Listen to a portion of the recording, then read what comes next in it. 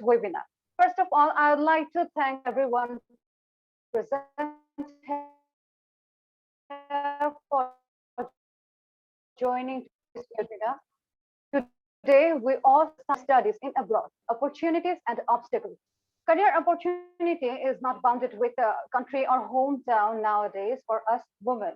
Respecting every woman's dream and based on their priority, we have come up with this program which helping the getaway for enthusiastic and beautiful, brilliant minds to their dream no matter what or where. In this Adda, we are proud to have our honorable speakers who have successfully made their way to abroad to pursue their higher studies and career, no matter what or who the obstacle was. So I hope everyone will keep patience and stay connected with us till the end. Thank you very much.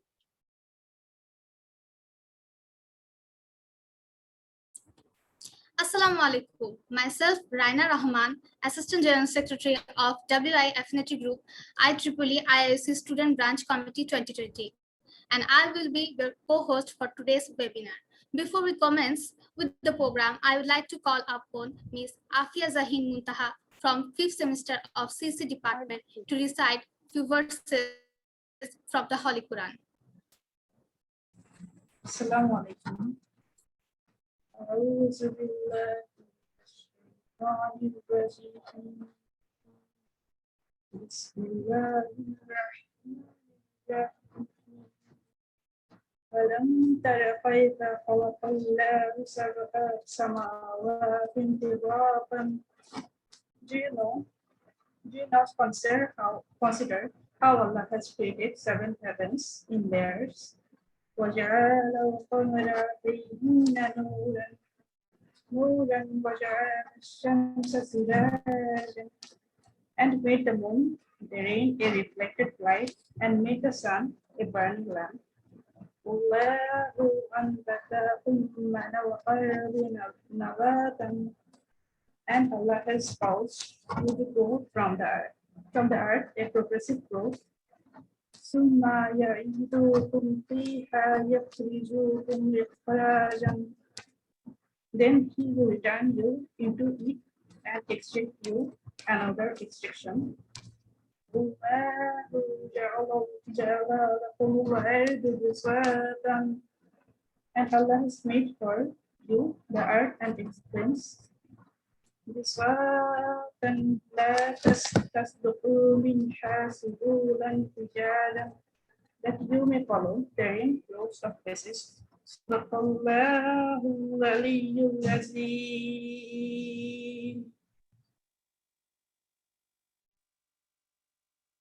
Thank you so much, Afia, for your wonderful recitation. Today with us, we have our honorable guest, Dr. Muhammad Atar Uddin Sir, former counselor of IEEE IISc Student Branch and Associate Professor, Department of Tripoli. And our honorable guest, Professor Muhammad Shamsul Alam Sir, counselor, IEEE IISc Student Branch and Associate Professor, Department of CSC IISc. Honorable guest, Mr. S.M. Ghulam Mustafa Sir, our mentor of IEEE IISc Student Branch, WI Affinity Group, and Assistant Professor, Department of IEEE IISc.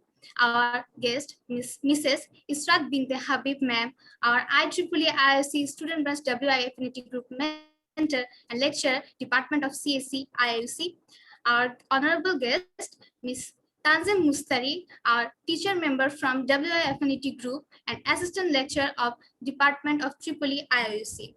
It's truly a great honor for our students to have you all today.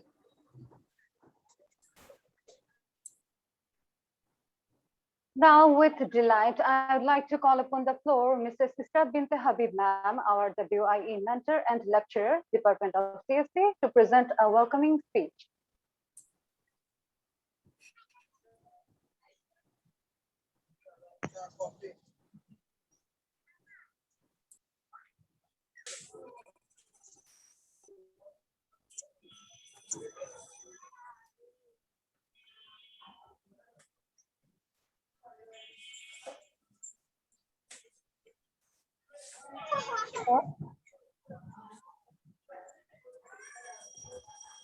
Hello, can you hear me?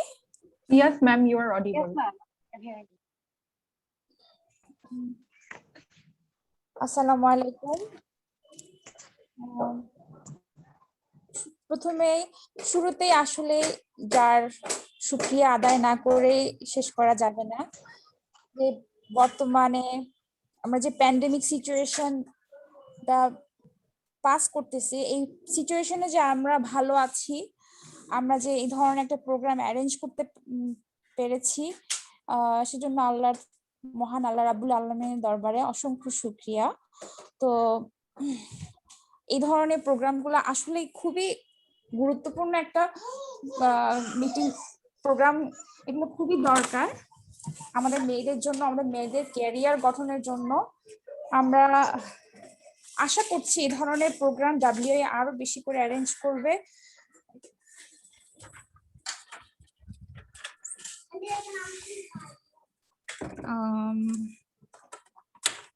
আচ্ছা, sorry, একটা noise হচ্ছিল। তো আজকে তো career আড্ডা নিয়ে আমাদের মাঝে আমাদের কিছু সিএসসি কিছু অ্যালুমনাই উপস্থিত আছে। তোমাদের সবাইকে অনেক বেশি ধন্যবাদ। তোমরা তোমাদের মূল্যবান সময় থেকে কিছু সময় আমাদের আইওসি স্টুডেন্টদের জন্য দিয়েছো, এটার জন্য অনেক ধন্যবাদ।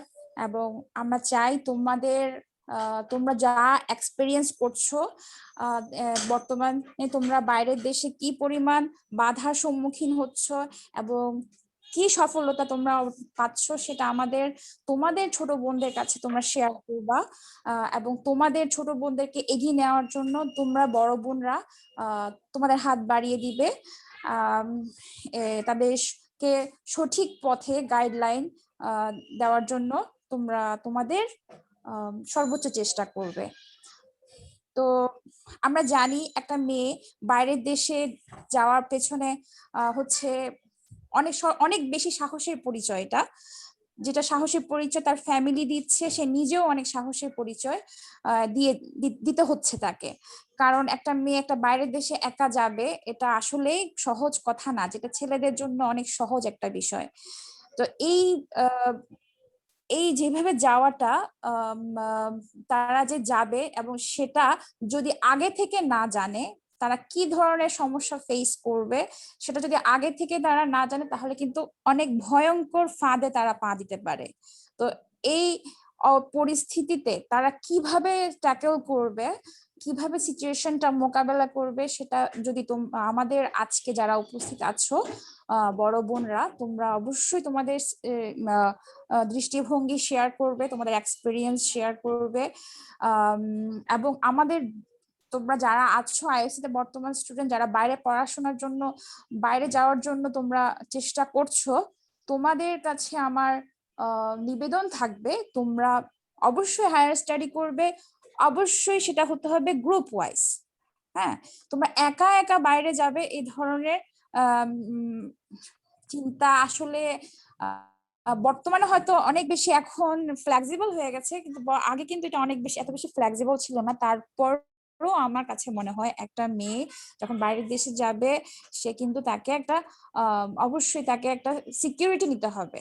সিকিউরিটি যেটা সিকিউরিটি তার অবশ্যই নিয়ে যাওয়া উচিত। এবং যেটা গ্রুপ ওয়াইজ করলে কি হয়, গ্রুপ ওয়াইজ করলে তোমাদের ফ্রেন্ডদের সাথে তোমরা শেয়ার করতে পারবে, তোমার বন্ধু বান্ধব পাবে, এবং তোমরা তোমাদের পড়াশোনার সিচুয়েশনটা পরিবেশ পরিস্থিতিটা তোমাদের জন্য অনেক বেশি ইজি হয়ে যাবে। তা আমি নিজেও শিক্ষার্থী, আমি চাচ্ছি, আমি এখনো দেশের বাইরে যাইনি, আমি চাচ্ছি তোমাদের থেকে কিছু শিখবো। তা তোমরা আমাদেরকে তোমাদের এক্সপিরিয়েন্স শেয়ার করো। তো আজকে তোমাদেরকে অনেক বেশি তোমাদের প্রোগ্রামটা সুন্দরভাবে তোমরা শেষ করতে পারো, সুন্দরভাবে সেটা অ্যারেঞ্জ করেছো, এবং সুন্দরভাবে যদি শেষ করা যায় সেটা শুভকামনা করছি। এবং এতটুকুই। তো ধন্যবাদ।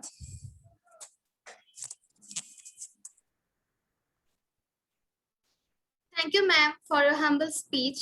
Now, I would like to call upon the floor our honorable guest, Dr. Muhammad Atar Uddin sir, former counselor of IEEE IIUC Student Branch and Associate Professor, Department of Tripoli, to deliver few words to the audience.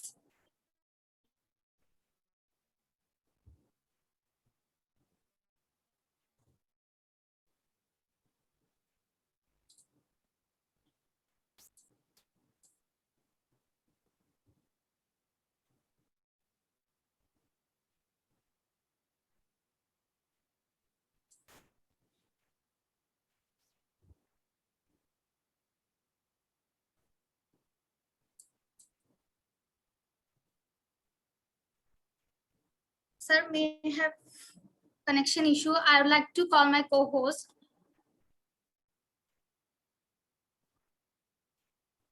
I think he is not present right now.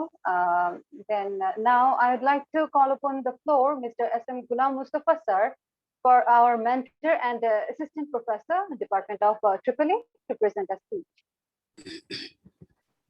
Is it audible? Yes, sir. Yes, sir. Okay, thank you so much to give me the opportunity.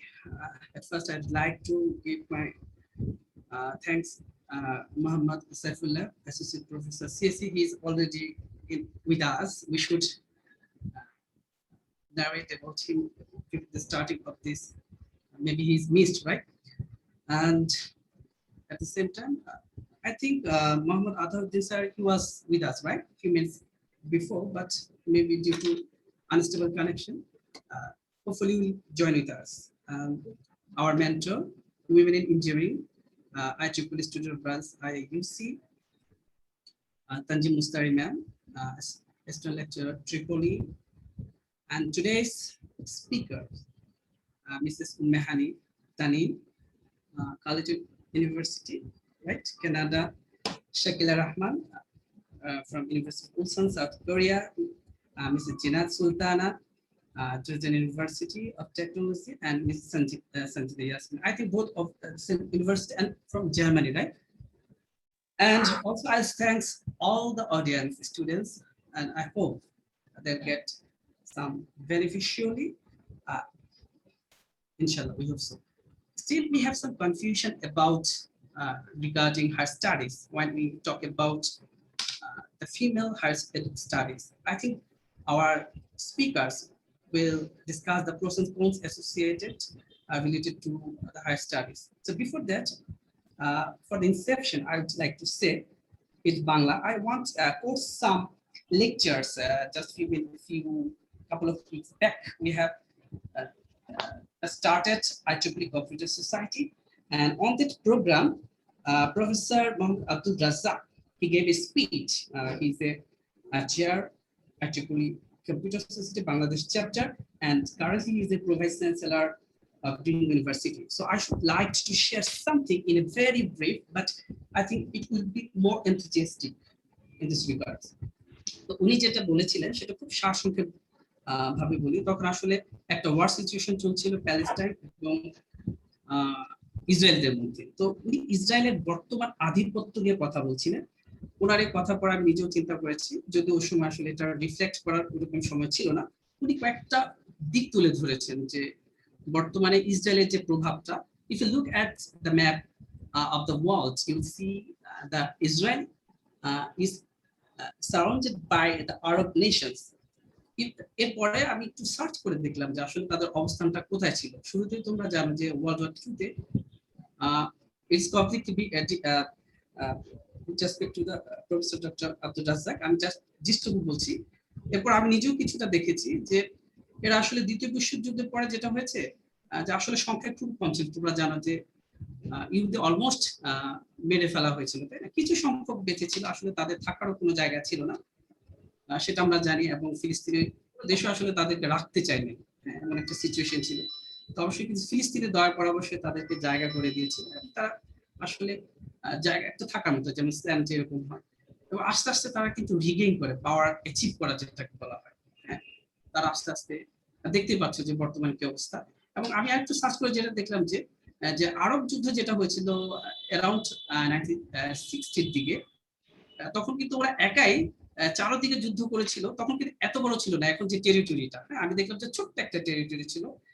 একদিকে পাশে তো ফিলিস্তিন গাজা ছিল, সেদিকে ছিল মিশর, ওইদিকে ছিল জর্ডান, হ্যাঁ, কাতার সহ অন্যান্য যতগুলো দেশ, সিরিয়া, হ্যাঁ, ওরা কিন্তু এট এ টাইম এই সবগুলো দেশের সাথে যুদ্ধে লিপ্ত হয়েছিল এবং বিজয় কিন্তু হয়েছিল ইসরায়েল।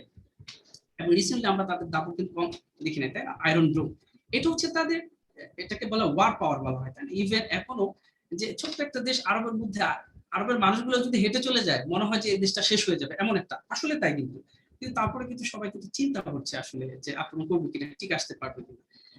এরপরে আরেকটা যুদ্ধ হয়েছিল 1917। আমি খুব সংক্ষেপে আমি এটা শেষ করে দিব। 1917-এর দিকে তখনও আসলে মিশর সরাসরি যুদ্ধে লিপ্ত হয় এতে 10,000 ক্যাজুয়ালিটি হয়েছিল এবং প্রথম দিকে কিন্তু মিশর অলমোস্ট হেরে গিয়েছিল। তখন তাদের যে প্রধানমন্ত্রী সে খুব দ্রুতই রাশিয়ার সাথে যোগাযোগ করে, এটা রাশিয়ার ব্যাক ছিল। এবং শুরুর দিকে মজার ব্যাপার, রাশিয়া সহ যখন গোপনে আক্রমণ করা শুরু করলো শিপটিপ করে, প্রথম রাশিয়াও পরাস্ত হয়ে গিয়েছিল তাদের যে এই তখনকার। বাট এবং ব্যাক তখন যখন আবার রাশিয়ার উপর দিয়ে রাশিয়া যখন এদের বিমান ভূপাতিত হয়, হ্যাঁ, তখন আবার মিশরে যখন আক্রমণ করবে তখনই শুধু রাশিয়া তাদের মিসাইল, অত্যাধুনিক মিসাইল দিয়ে তাদের কিছু ভূপাতিত করে। অনেকটা হচ্ছে সমান সমান সিচুয়েশন। এবং আসলে যুদ্ধ হয়তো বা বেঁধেই যেত, চিন্তা করলো যে এত বড় একটা সুপারসনিক পাওয়ার সাথে লেগে যাবো। এই হচ্ছে তাদের বর্তমান যদি আমরা ওয়ার সিচুয়েশন থেকে চিন্তা করি। এবার আসা যাক যে এমন একটা ছোট দেশ, হ্যাঁ, এখন বর্তমান প্রেক্ষাপট যদি চিন্তা করি তাহলে বিশ্ব কি করছে, এই যে জেনোসাইড গুলো তারা করছে বা তারা গাজায় যে ধরনের কয়েকদিন পর যেটা করছে, বিশ্ব কি তাদেরকে কোনোভাবে খেয়াল করতে পারছে না? প্রশ্ন কিন্তু থেকে যায়। কোশ্চেন হচ্ছে তাদের যে পাওয়ারটা, এটা শুধু ওয়ার সিচুয়েশনে না, আমরা যদি দেখে যাই এরা ইহুদি, তাই না? এরা দেখা যায় যে আমেরিকান বর্তমান শীর্ষের শাসক গোষ্ঠী, রাইট? এখন এদের যে পার্লামেন্ট ভবনে দেখা যায় ইহুদিদের ব্যাপক একটা সংখ্যাগরিষ্ঠতা রয়েছে, সংখ্যাগরিষ্ঠতার প্রভাবের দিক থেকে। এটা হচ্ছে একটা দিকে রাজনৈতিক প্রেক্ষাপটে। সো তারা যদি কোনো একটা ব্যাপারে সিদ্ধান্ত নিতে যায়, দেখা যায় সেটা স্টে হয়ে যাওয়া, এটাকে প্রভাবিত করা নানা দিক থেকে সে একটা জায়গায় তাদেরকে উন্নীত করে নিয়েছে। আচ্ছা, এবার আসা যাক যে বিজনেস ওয়ার। কারেন্ট ওয়ার বলা হয়ে থাকে যে ওয়ার্ল্ড ওয়ার 2 এর পরে যেখানে হিরোশিমা নাগাসাকিতে এত 2 লাখ বা 2.5 লাখ মানুষ মরে যায় অ্যাটমিক বোমার কারণে, এরপরে কিন্তু পৃথিবী আসলে চিন্তা করবে না যে এই অ্যাটমিক বোমার একটা ওয়ার করতে। তাহলে বর্তমানে দেখা যায় চায়না সহ অন্যান্য সকল দেশের কিন্তু টার্গেট একটা, এটা হচ্ছে বিজনেস ওরিয়েন্টেড ওয়ার, যে দেশ হয়ে যায়। এদিক থেকে তুমি যদি বা আমরা যদি খেয়াল করে দেখা যায় ইন্টারেস্টিংলি, বড় বড় যতগুলো কোম্পানি আছে, হ্যাঁ, সেটা যেমন জনসন এন্ড জনসন, ইভেন তারপরে যে কোকা কোলা বলে আমাদের এত প্রিয়, হ্যাঁ, আমরা এগুলো জানতে পেরেছি যখন মনে হলো যে বয়কট করো, তখন বয়কটের তালিকা থেকে দেখলাম যে আমাদের সবচেয়ে বিলিভ করা ডিপেন্ডেবল যে প্রোডাক্টগুলো সবগুলো হচ্ছে যে মালিকগুলো ইহুদি বা তাদের আমেরিকান উদ্যোগ, কিন্তু কন্ট্রোল হচ্ছে ইহুদিদের হাতে। এবার আসা যাক তাহলে তারা এত ক্ষমতা কোত্থেকে আসলো? হ্যাঁ, ইভেন আমরা কিছুদিন আগের যুদ্ধের মধ্যে দেখছি যে বিশ্ব দুটা ভাগে ভাগ হয়ে যাচ্ছে। ইভেন যে ইন্ডিয়া সব অনেকেই কিন্তু বলতেছে আমরা তোমাদের সাথে আছি। আমি কয়েকটা ওদের কমেন্টস দেখছি, বলতেছে যে আমাদের কারো সাহায্যের দরকার নেই, আমরা একাই যথেষ্ট। মানে কথা দিয়ে বোঝা যায় তারা কাউকে বিশ্বাসও করে না। এই যে তাদের ক্ষমতা, এই যে তাদের আসলে ডিপেন্ডেবিলিটি, এটা কোথেকে আসলো? আসলে বলা চলে যে অল্প সংখ্যক যে মানুষটা, সেটা যতটাই অগ্রসর হচ্ছে একান্ত হচ্ছে তাদের মেধার চর্চার মাধ্যমে। এখন সেটা হোক, এই যে আজকে আমরা ফেসবুকের কথা বলি, মেসেঞ্জারে গ্রুপ করি, এটা মালিকানা কে আছে? Mark Zuckerberg, right? সেও কিন্তু একজন ইহুদি। সো আমরা যদি চিন্তা করি যে আসলেই তাদের এই যে উন্নয়নের পেছনে একটা, সেটা হচ্ছে যে গবেষণা, research.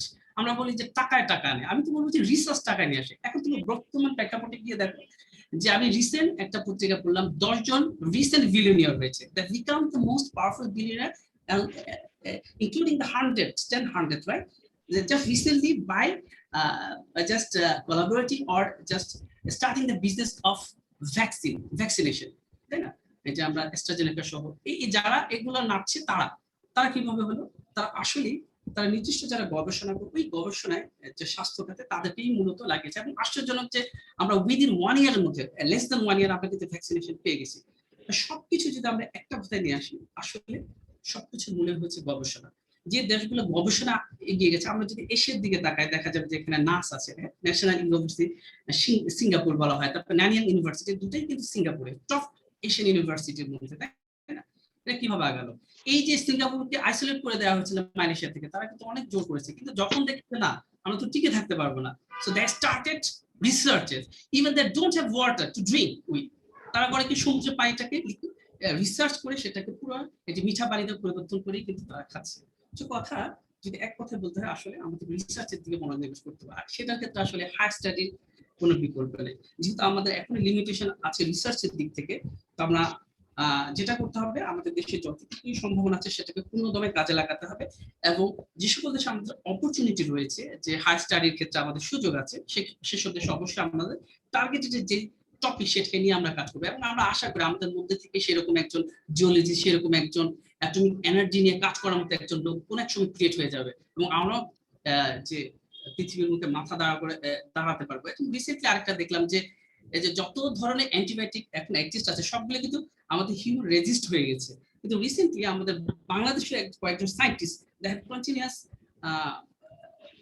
collaboration and continuous perseveration to have new antibiotic, and they already have it. এবং বিশ্বের মধ্যে কিন্তু তারা দেখো করেছে। সো এইভাবে যদি আমরা আসলে আগায় যেতে পারি তাহলে অবশ্যই আমরাও জাতিগত ভাবে সেটা করতে পারবো। কিন্তু একটা জায়গায় স্টিল আমাদের সমস্যা, সেটা হচ্ছে যে আমরা তো আসলে ওভারঅল হায়ার স্টাডির দিকে কম ঝুঁকেছিলাম, ছেলেরা শুরু করেছে, কিন্তু মেয়েদের দিক থেকে কিন্তু সংখ্যাটা এখন অনেক বেশি কম। তাদের নানা রকম ভয় থেকে থাকে, যে যেমন যে আমাদের ইসরাত বিনতে হাবিব ম্যাম বললেন যে না একা যাওয়া যাবে না, গ্রুপে যেতে হবে। এই ভয়টা কেন এসেছিল? কারণ আমাদের সামাজিক দৃষ্টিভঙ্গিটা এখনো কিন্তু চেঞ্জ হয়ে যায়নি। আমি নিজে দেখেছি চিটং এর অনেকে আছে, ছেলেরা পর্যন্ত চিটং থেকে বের হতে চায় না, যদিও রিসেন্ট ট্রেন্ড কিন্তু অনেক চেঞ্জ হয়েছে। তা আমরা বলবো যে we can do plan. We have a lot of examples. Hani, Shakila Rahman, Jina Sultana, Sanjida Yasmin. They prove it, right? So আশা করি তারা অবশ্যই বলবে, সেই সাথে আরো তোমাদেরকে এনকারেজ করবো আমরা কিভাবে করতে পারি। আর গ্রুপ ওয়াইজ যাওয়ার ব্যাপারে বলবো, আসলে গ্রুপ ওয়াইজ না, এখন পৃথিবী আসলে অনেক সিকিউর হয়েছে। একটা মেয়ে যদি চিন্তা করে যে না, I believe in Allah subhanahu wa ta'ala and I know how to deal with myself, then hello hello, আচ্ছা শোনা যাচ্ছে কি? Hello, Yes, sir, you are audible. আচ্ছা, সে যদি চিন্তা করে যে না আমি জানতে পারি এবং সামাজিক মূল্যবোধটা যদি থাকে, সে যে কোনো পৃথিবীর যে কোনো জায়গায় যেতে পারবে এবং আশা করি সে ভালো করতে পারবে। আর সময় মনে হয় বেশি নিয়ে নিলাম, সকলের শুভকামনা করছি এবং আশা করছি আজকের যে অনুষ্ঠানটুকু হবে সেটা অবশ্যই আমরা যে উদ্দেশ্য করছি সেটা ফুলফিল করতে পারবো। সেই সাথে আমাদের কাউন্সিলর স্যার আমাদের সাথে চলে আসছেন, স্যারকে স্বাগত জানাচ্ছি। তা আজকে এখানে শেষ করছি। আসসালামু আলাইকুম রহমতুল্লাহি ওয়া বারাকাতুহু। Thank you so much, sir, for your enlightening speech. Now, I would like to call Professor Muhammad Shamsul Alam, sir, Counselor, IEEE IOC Student Branch and Associate Professor, Department of CSC, IOC, to say a few words of wisdom to us and to declare the result of our previously arranged program, Creative Writing Contest, as well. Assalamu alaikum, all the distinguished guests and participants. Assalamu alaikum. At first, I thank IAC IEEE Affinity Group to arrange such a nice program and invite me in this program. Unfortunately, I have another meeting which already started from 7:30 p.m. So I have to leave this session in a very short time. So I want to declare the winners of the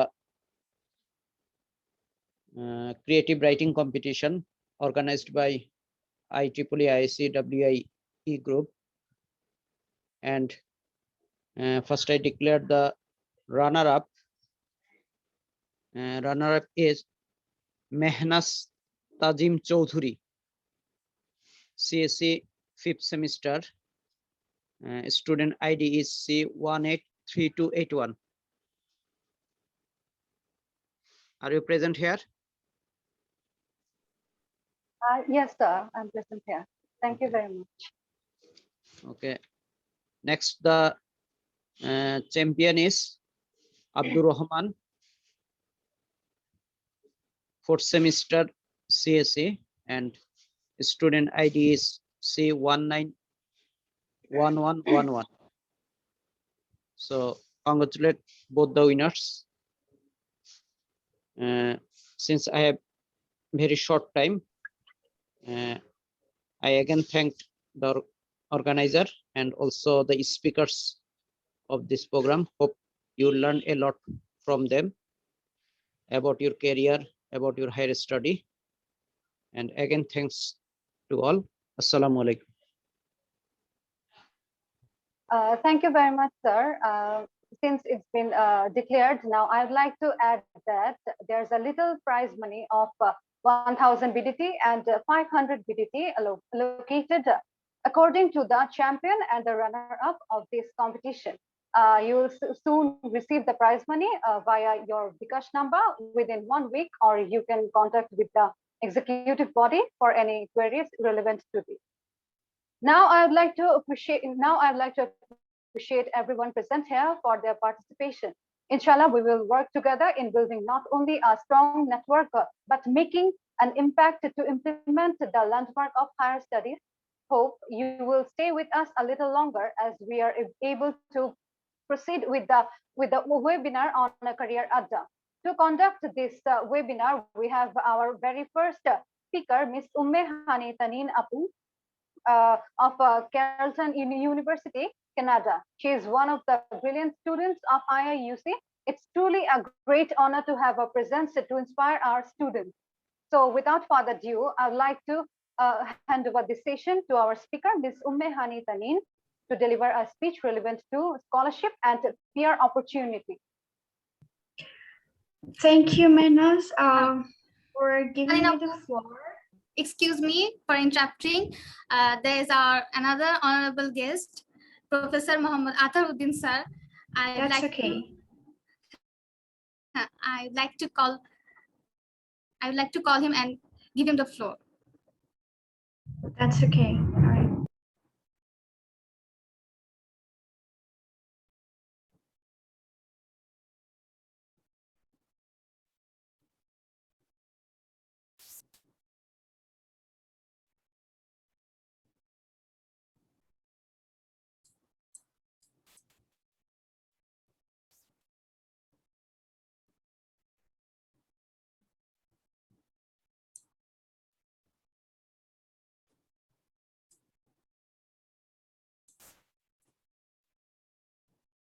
Atar Uddin sir, can you hear me?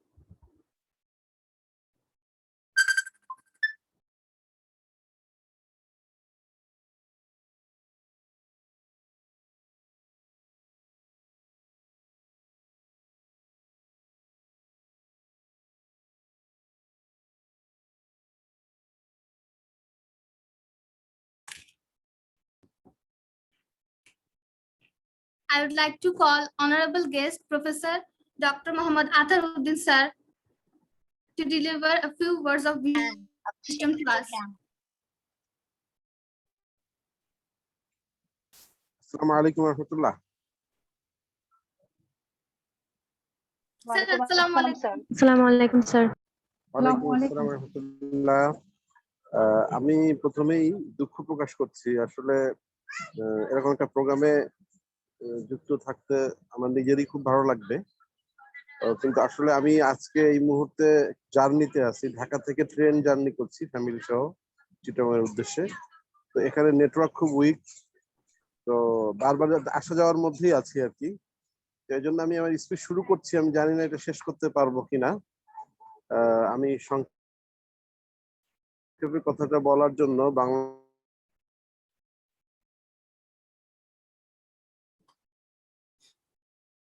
শুরু করলাম। আল্লাহ রাব্বুল আলামিনের শুকরিয়া, পরিস্থিতি এই মহামারীর ভিতর দিয়ে তিনি আমাদেরকে সুস্থ রেখেছেন এবং সুস্থ থেকে আমরা আমাদের সব রকমের অ্যাক্টিভিটি, একাডেমিক অ্যাক্টিভিটি, অন্যান্য প্রফেশনাল অ্যাক্টিভিটি, কো-কারিকুলার অ্যাক্টিভিটি চালিয়ে যেতে পারছি। আল্লাহ রাব্বুল আলামিনের শুকরিয়া জ্ঞাপন করছি। দ্বিতীয়ত, যেহেতু আমি আইআইসি স্টুডেন্ট ব্রাঞ্চের সাবেক কাউন্সিলর হিসেবে দায়িত্ব পালন করেছিলাম, তো সে কারণে আমার সেই স্মৃতির বিষয়গুলো সঙ্গত কারণেই আমার মনে আসছে। আমরা আপনার সবাই কম বেশি তোমরা জানো যে 2016 সালে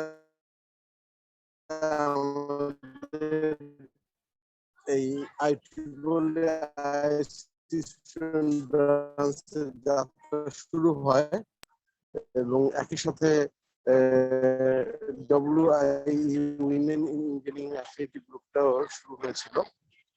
শুরুর দিকে আমরা খুব ছোট পরিসর নিয়ে আমাদের যাত্রা শুরু হয়েছিল, হাঁটি হাঁটি পা পা করে আসলে আমরা প্রায় আমরা পার করেছি। তো বিশেষ করে আমার ভালো লাগছে তার এসেছে।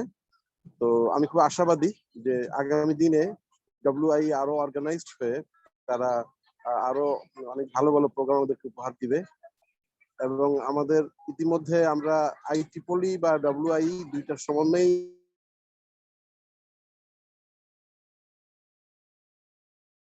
আমরা অত্যন্ত সফল দুইটা ইন্টারন্যাশনাল হবে আমাদের 2018-তে। সামনে আমাদের 2022-এ আমাদের নেক্সট কনফারেন্স আছে। এটা যদিও শিক্ষকদের এখানে ইনভলভমেন্ট থাকে কম বেশি, কিন্তু আসলে অফিসিয়ালি এটার ট্রু হোস্ট হচ্ছে স্টুডেন্ট ব্রাঞ্চ। আর স্টুডেন্ট ব্রাঞ্চ এর মধ্যে ডব্লিউআই আমি মনে করতে চাই যে একটি অন্যতম সংগঠক। তো এই জন্য আমি উত্তর ডব্লিউআই আরো সাফল্য আল্লাহর কাছে কামনা করছি। এবং আজকে যে ক্যারিয়ার আড্ডাটা, যেখানে আমি দেখলাম যে বাইরে হায়ার স্টাডিজে আছে এরকম অনেক আমাদের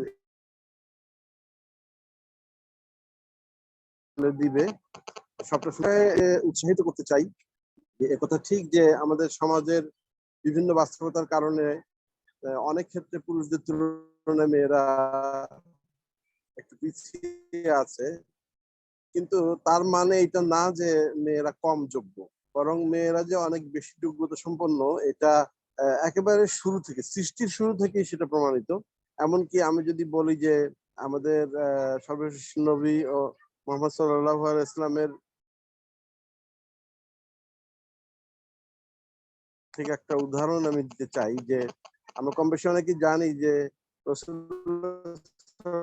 ইসলামের হাদিস যারা বর্ণনা করেছে তাদের মধ্যে 7 জনকে সর্বাধিক হাদিস বর্ণনাকারী বলা হয়, যার মধ্যে প্রথম হচ্ছেন আবু হুরায়রা রাদিয়াল্লাহু আনহু এবং দ্বিতীয় হচ্ছে হযরত আয়েশা রাদিয়াল্লাহু আনহা।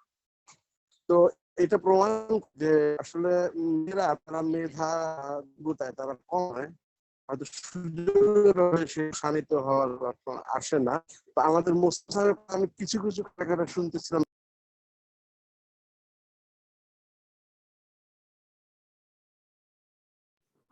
Maybe sir got disconnected.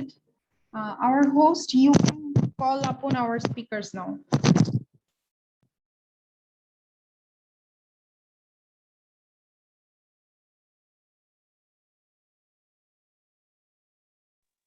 আসসালামু আলাইকুম, আমাকে শোনা যাচ্ছে?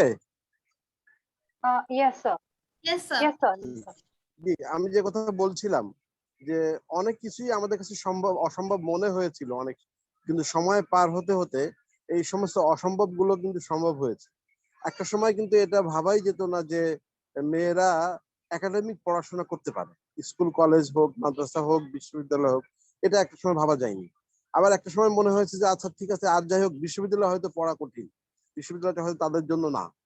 এরপরে একটা পর্যায়ে হয়তো মনে হলো যে বিশ্ববিদ্যালয়ে পড়া গেলেও মেডিকেল ইঞ্জিনিয়ারিং এগুলো হয়তো পড়া কঠিন।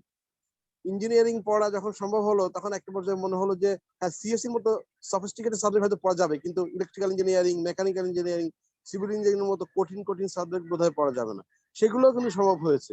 তো অনেক অসম্ভব যেহেতু সম্ভব হয়েছে, কাজে হায়ার স্টাডির ক্ষেত্রে মেয়েরা হায়ার স্টাডি করতে পারবে না এটা আমরা মনে করি না।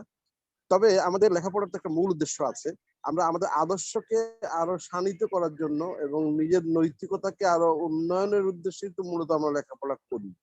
আমাদের লেখাপড়ার কিছু পেশাগত কিছু দক্ষতা বাড়ে, পার্থিব দৃষ্টিতে আমরা কিছু সফলতা অর্জন করি, কিন্তু এটা তো মূল বিষয় নয়। মূল বিষয় হচ্ছে যে আমরা একজন আদর্শ মানুষ হিসেবে গড়ে উঠবো, নৈতিকতা সম্পন্ন মানুষ হিসেবে গড়ে উঠবো। কাজেই সেই সমস্ত ক্ষেত্রে যেখানে যেখানে আমাদের যে নৈতিকতার প্রশ্ন আছে সেই বিষয়টা আমরা কখনো ছাড় দিব না। এসব কিছু ঠিক রেখে আমরা পরিবেশ থেকে চেষ্টা করবো আমাদের ম্যাক্সিমাইজ করা আমাদের সুযোগ সুবিধাগুলোকে। এই এতটুকু আমি বলতে চাই, এর থেকে খুব স্পেসিফিক কথা আজকের জন্য আমি আর বলছি না। তো আমি সবার কাছে দুঃখ প্রকাশ করছি যেহেতু আমি ট্রেন জার্নিতে আছি। পরবর্তীতে আমাকে থাকার চেষ্টা করবো ইনশাল্লাহ। আবারও আমি আজকের এই আড্ডা প্রোগ্রাম সহ কলেবার আরো বৃদ্ধি হোক এবং তারা আরো রেগুলার এই ধরনের প্রোগ্রাম অর্গানাইজ করুক, আশাবাদ ব্যক্ত করে আমার কথা এখানে শেষ করছি। আসসালামু আলাইকুম ওয়া রাহমাতুল্লাহ। Thank you very much, sir, for your wonderful advice. Uh, so without further ado, I would like to hand over the session to our speaker, Ms. Umme Hani Tanin. জি, আমি আমার Yes, sir. Thank you so much. Now I would like to hand over the session to our speaker, Ms. Umme Hani Tanin, to deliver a speech relevant to scholarship and PR opportunity. Hi, Mehnaz. Thank you all, and Lovely. thanks to all of our teachers, Ishat ma'am, and then Arthur sir, and then the other teachers who are here to appreciate us. So I think instead of just randomly delivering a speech, I have prepared a little presentation so that while you're listening to me, you can have a look at what I'm saying. So I'm sharing my screen, okay? Are you okay with that? Yes, sir. Okay. Can you see my screen, and am I audible clearly? Yes, Apu. Okay. First of all, I would really like to thank, I think Alum sir was here, and then all of our other teachers, and especially Mahdi Hassan sir, for recommending me while I was applying abroad, and all of our other teachers who really helped us a lot to be where I am now. So for the audiences, so I am Umi Tanin, and I'm studying Masters of Computer Science with a specialization in data science at Carleton University. But today I'm going to share my experiences and knowledge on scholarship and career opportunities. So I'm just going to talk about a little bit about all of this from my own experiences. Again, I'm no expert at, applications and scholarship stuff. So I think I'm going to share my screen so that you can have a clear view of what I'm saying.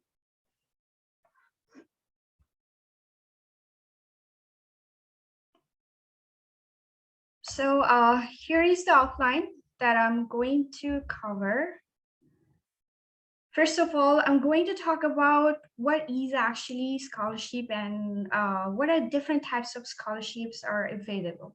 And then the next question that definitely comes to your mind is, what are the eligibility criteria, or what are the requirements for obtaining or securing some specific scholarships or many scholarships? And then I'm going to talk a little about peer application because I myself have not applied for that yet, but I'll try to share my knowledge on that wherever I know, and then some of the resources. So the first thing that I actually want to talk about is different types of scholarships that are available. I think most of the students are familiar with professor funding, or a student thinks that scholarship means a full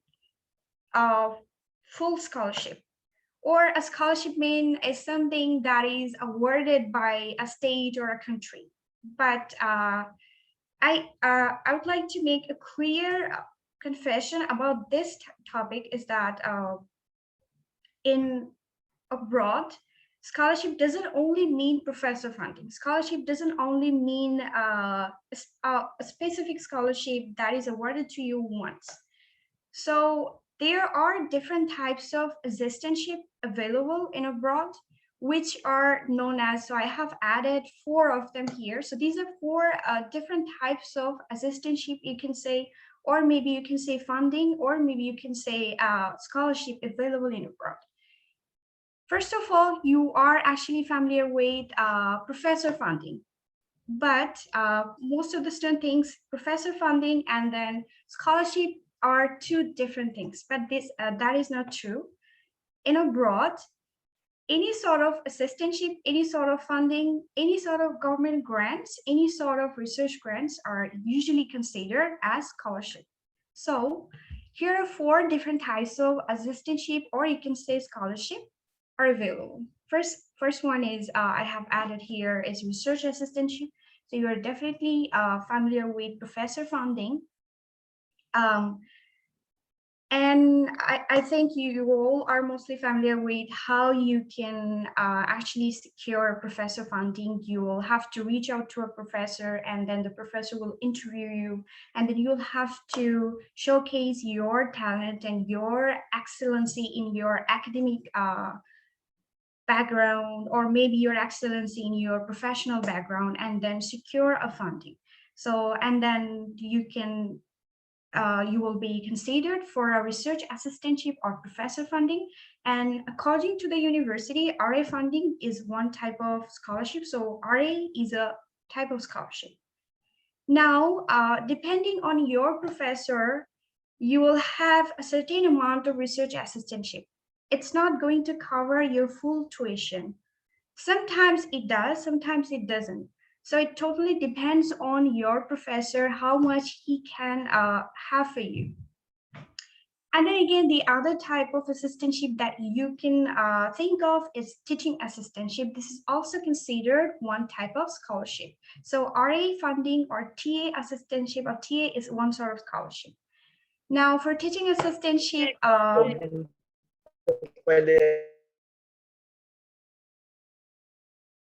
I'm sorry, should I stop? No, Apu, you may continue. No, Apu, you can continue. Okay. So for teaching assistantship, the first thing is that when you will be applying to a university, okay, then depending on the average CGPA that you have, depending on your profile, like your job experiences, your other publications or other involvement, you will be automatically considered for a teaching assistantship. But sometimes your professor will also refer you to the department for a teaching assistantship.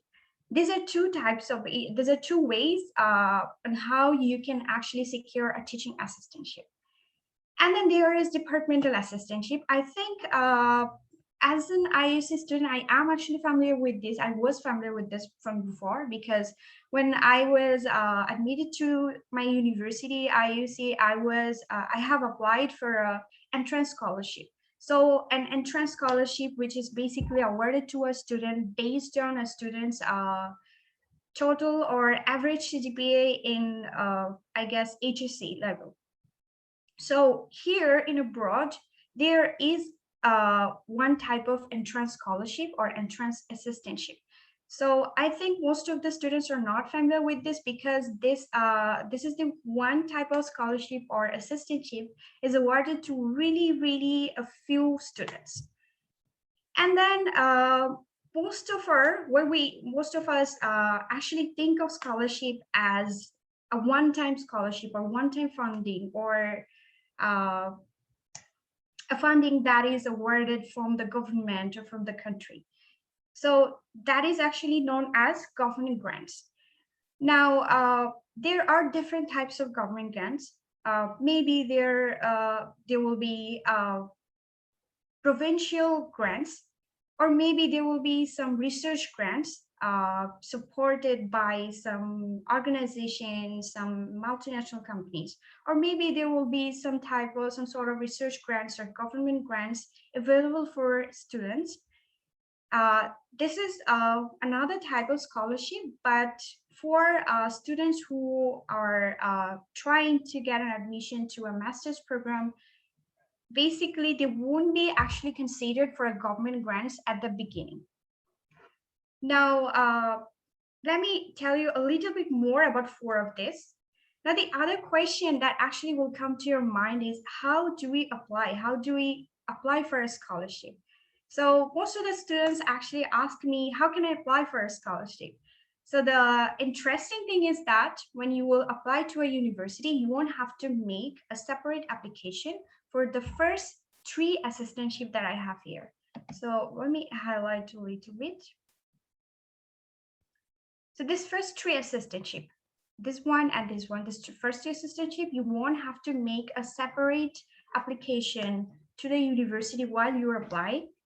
But when you are making the application, or when you are filling out the form for the application to a specific university, you will see a field for you specified by the university, and university will have a a question for you that do you want to be considered for research assistantship or teaching assistantship or both?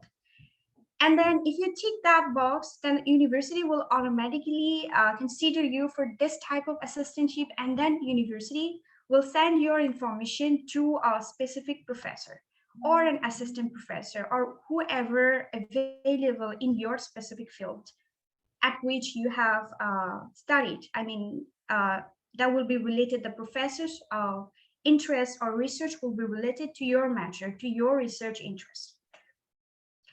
Now, the other thing is that about teaching assistantship. So to secure a research assistantship or teaching assistantship or departmental assistantship, you will have to first make a clear confession to the university that you want to be considered for this type of assistantship. And then again, you will have to secure, or you will have to have some qualifications for that.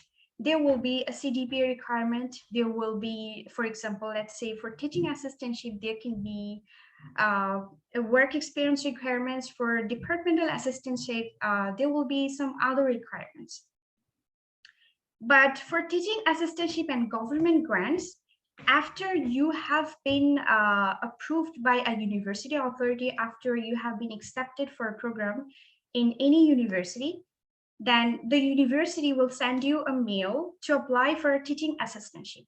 So if you can have all of the, if you can manage all of the requirements, or if you can fulfill all of the requirements that a university expects from you as a teaching assistant, then you can apply for that. Or there is one more way, is that you can ask your professor to be considered for a teaching assistantship, and then he will refer you to the university for that. But again, you still have to fulfill the requirements for to be considered as a teaching assistant. And then next, come to the government grants. So there are different types of government grants available for the students, and this information, you can get this information from the university authority only. No one else in the world, I should say, no consultancy firm can tell you about this. So how can you do that? After you have been accepted for a program, you can mail to the graduate administrator that I want to be considered for a government grants. I want to apply for some government scholarships that are available for the international students. Then the graduate administrator, for example, let's say in IOC, we had Alungir Bhai, I guess, in the office. So there are some graduate administrator, and they're always available for you to answer your questions, to support you with all possible informations. So first thing, you will have to find out from the university website, or when you will be actually mailed from the university, you will see that in the mail section, there will be someone's mail, someone's name saying a graduate administrator, Department of CEC, or School of Computer Science, something like that. So you can have an idea of who is the grad administrator. And then you can mail the grad administrator. He will send you, a bunch of research grants, a bunch of government grants, a bunch of scholarships that are available for the students, or that you can consider to apply. And then they will also send you all of the possible information on how to apply for these grants, on how to prepare your documents and everything. You can ask them anything. So let's move to the next slide. So again, what I was actually talking about, that when it comes to assistantship, when it comes to scholarship, when it comes to grants, the first question that comes to your mind is, what are the eligibility? Am I eligible for that? Okay, so for research assistantship, I can't exactly list up the requirements. It totally depends on your professor. It totally depends on whoever you are being interviewed from the university. Some professor accepts students with even a low profile. But first thing that I would tell you, to try to impress the professor who is interviewing you, to try to showcase your expertise, to try to showcase your ideas, or to try to showcase your experiences, and to try to come up with really some intellectual answers to the question of the professor. Because that's what you'll have to do. You can have a really good profile, but if you can't manage your professor, if you're not able to showcase your expertise, your excellency to your professor, they will really get any funding. And then again, different amount of funding is given to different students, or different professor expects different qualifications. Some expects research publication, some expects a really good CGPA, some expects, in fact, some work experiences. So it totally depends on the professor. I can't exactly say that, okay, I have a research publication, my CGPA is above 2.6, and then I do have at least 1 year work experience on the specific field. So the other thing that I want to make sure that I want to tell you is that when you're talking to a professor, or when you are applying to any specific program in any university, and then when you are demonstrating your research interest, try to at least have a project done on that research topic, try to at least have some knowledge on that research topic, try to at least have some experience on that research topic. These are what can help you actually manage a professor. But again, I'm not expert. This is really, I would say, frustrating procedure. You'll have to look, keep looking forward and try different professors and try talk to them. One day, maybe, inshallah, you will be able to secure one. And then for teaching assistantship. So the first thing is that there are really some specific requirements or eligibility criteria for being considered as a teaching assistant. So I can only tell you my perspective, or whatever I have learned from my university. So I can tell you my experience from my university perspective. Different university might have different criteria. If you want to look for eligibility criteria, you can just go to your university website and then type teaching assistantship eligibility criteria. You will definitely see a link, and then click on that and then read out what are required, what they have actually specified. So usually a student, first of all, to be considered a teaching assistant at the first term, first thing is that your professor will have to refer you. And the second thing is that you should have at least 80% marks, or an average grade point equivalent to A- or above. Now, let's say you are awarded with a teaching assistantship on your first semester or first term. Now, to be considered as a teaching assistant in next consecutive terms, in your second term, let's say in your third term or third semester, you will have to keep maintaining, an average grade point, which will have to be equivalent to A- or above, or which will have to be equivalent to at least 80% marks. You will have to maintain a specific grade point to be considered as a teaching assistant in consecutive terms, in all your semesters. So let's say for first term, you were a teaching assistant, but your average GPA from your first term is below A-. You will no longer be considered, you'll no longer be eligible for a teaching assistantship again. So you will have to maintain a specific grade point that is specified by your university. And then there is departmental assistantship. This is, I would say, it's really rare. I have never seen anyone receiving this assistantship, but again, when you will be applying to your university will automatically consider you for this assistantship. It depends on your profile.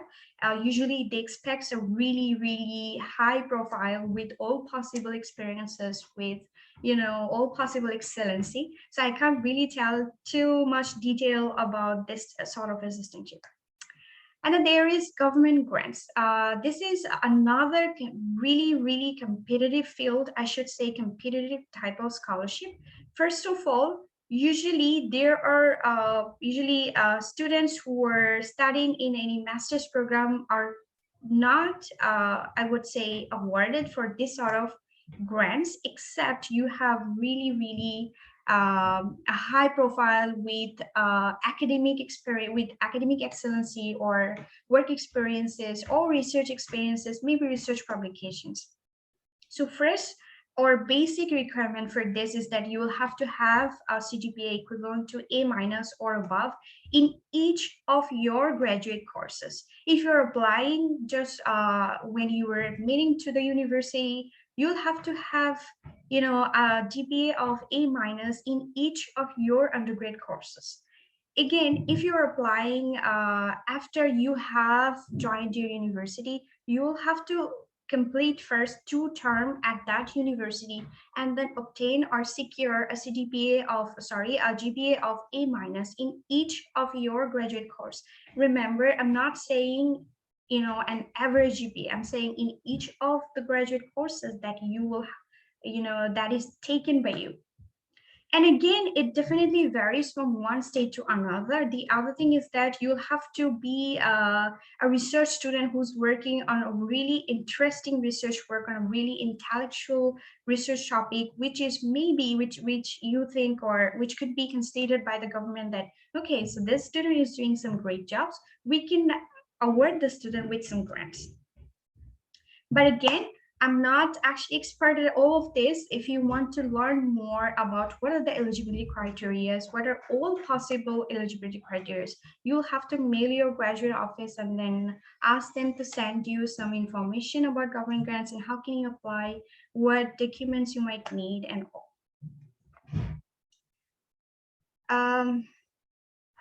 So I think I have covered a little, I have covered some detailed information about abroad study or scholarship. And again, I'm going to talk a little about peer application and resources. First of all, I am not totally familiar with this because this is my second year here at Canada. And then I myself haven't applied for it. But again, first of all, people think that for a peer, you will have to have some really resources, some kind of properties or so many stuffs. So first of all, let me make this a little bit clear to you. So there are immigrants in a country. There are immigrants. There are people who are considered for express entry. There are people who are considered for a permanent resident card. So when it comes to properties or, what are the properties that you have? Do you have enough properties to show the immigration office that you are eligible? So all of the property type requirements are especially for people who are applying for an immigration. So you won't have to think of properties when you are trying to apply for a peer card as a student. What you have to think is, do you have a full-time work experience in any organization inside, let me say, if I'm here in Canada, I'll have to have a full-time work experience in any organization inside Canada. Or at the same time, I'll have to have a graduate degree, which is awarded to me by any Canadian university. So first of all, I'll have to complete a graduate program. And then secondly, I'll have to have a full-time work experience at least for 1.5 years in any organization inside the country where you are living in. If you're in Germany, it will be Germany. If you are in any other countries like Korea, you will have to have work experience in that organization. These are some general rules, but there are some other rules too. So the other question that you will definitely have for me is, how can we apply? So I did have the same question. I will ask you that to visit the immigration, refugee, and citizenship website of any country where you are living in, because they could be immigration and refugee and citizenship website, or the office of the immigration, refugees, and citizenship can tell you exactly what you need, exactly how you can apply. So from my experience, I can tell you that if you go visit this website, then you can look for a permanent residentship application. Then you will see that, a really step-by-step procedure. They will guide you through the procedure on how can you apply. And also you can contact them if you are not sure about anything. You can really contact them and then they will get back to you. And then there is the other option that I know for a peer card is express entry. So this is basically known as skilled migration.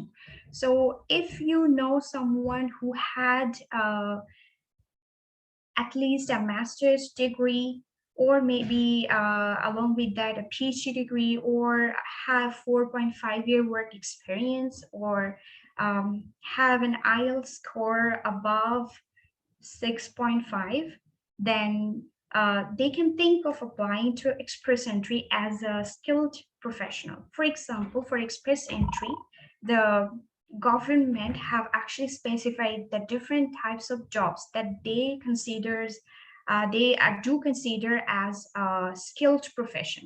For example, they have actually listed different jobs into different categories. So there are type A jobs, type B jobs. So in type A and type B jobs, they have actually specified what are the jobs that they will be considering as a skilled professional jobs. So to know what are the different types of jobs that they actually consider, so you will have to look for express entry information in the website of Immigration, Refugee, and Citizenship of whatever country you are living in. Then you'll see that will take you through a step-by-step procedure, and then that will let you know whether you are eligible for an express entry or not. So I think these are some of the information that I really wanted to talk about. But again, there are some questions from me, and I would like to say thank you all of my audiences for listening to me. The host and co-host, if you can ask me some questions that I was sent out by you.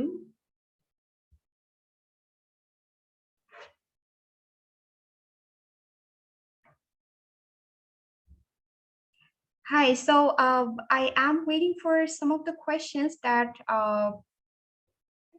Assalamualaikum, Apu. Actually, we were about to take another session for question and answer.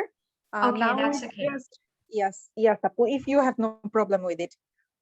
That's okay. That's totally okay. Thank you so much. Thank you so much, ma'am. Okay, bye.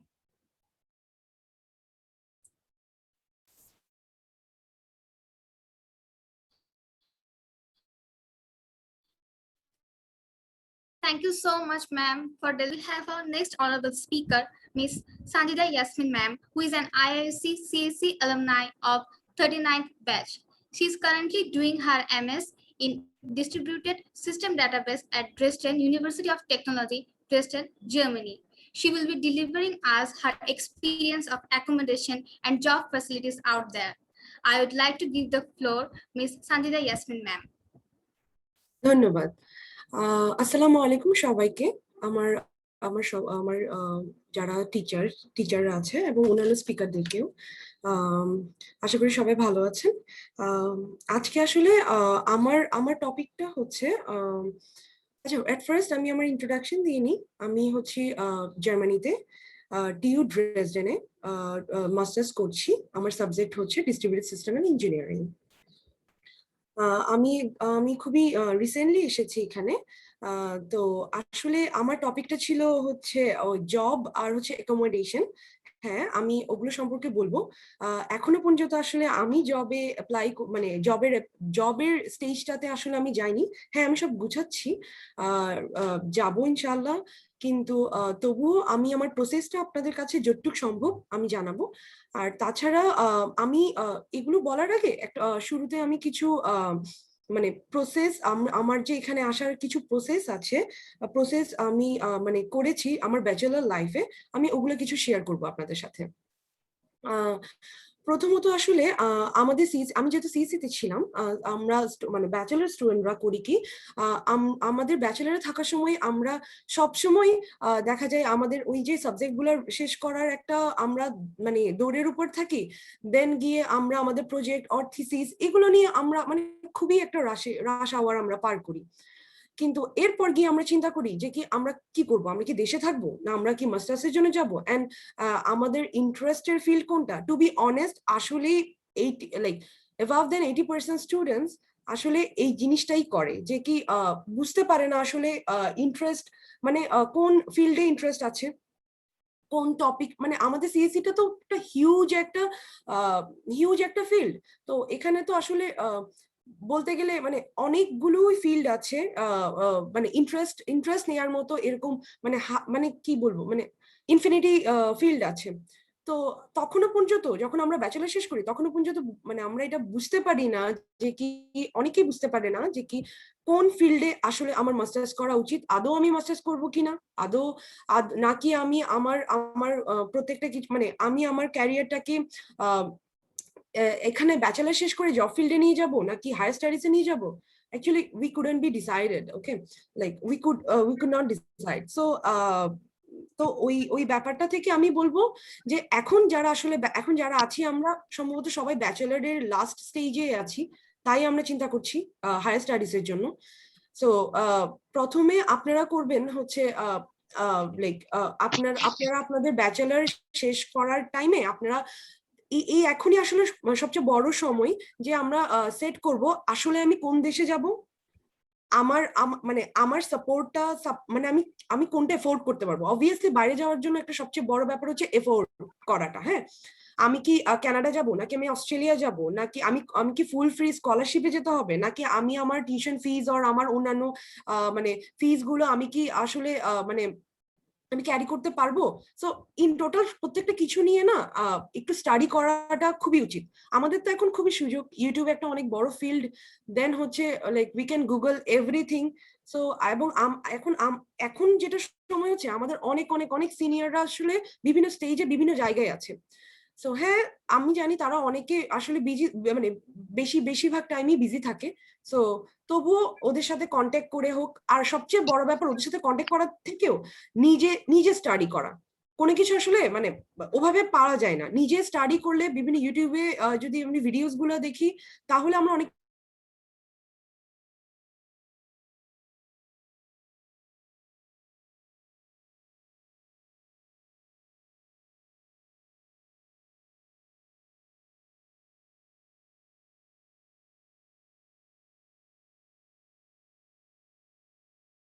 Amanullah স্যারের আন্ডারে project করেছিলাম, উনি আমার supervisor ছিলেন।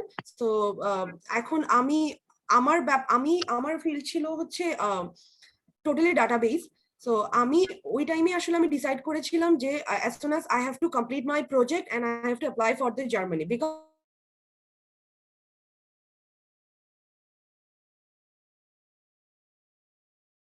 full tuition fees is totally null. You don't have to pay any tuition fees. So এটা একটা বড় advantage.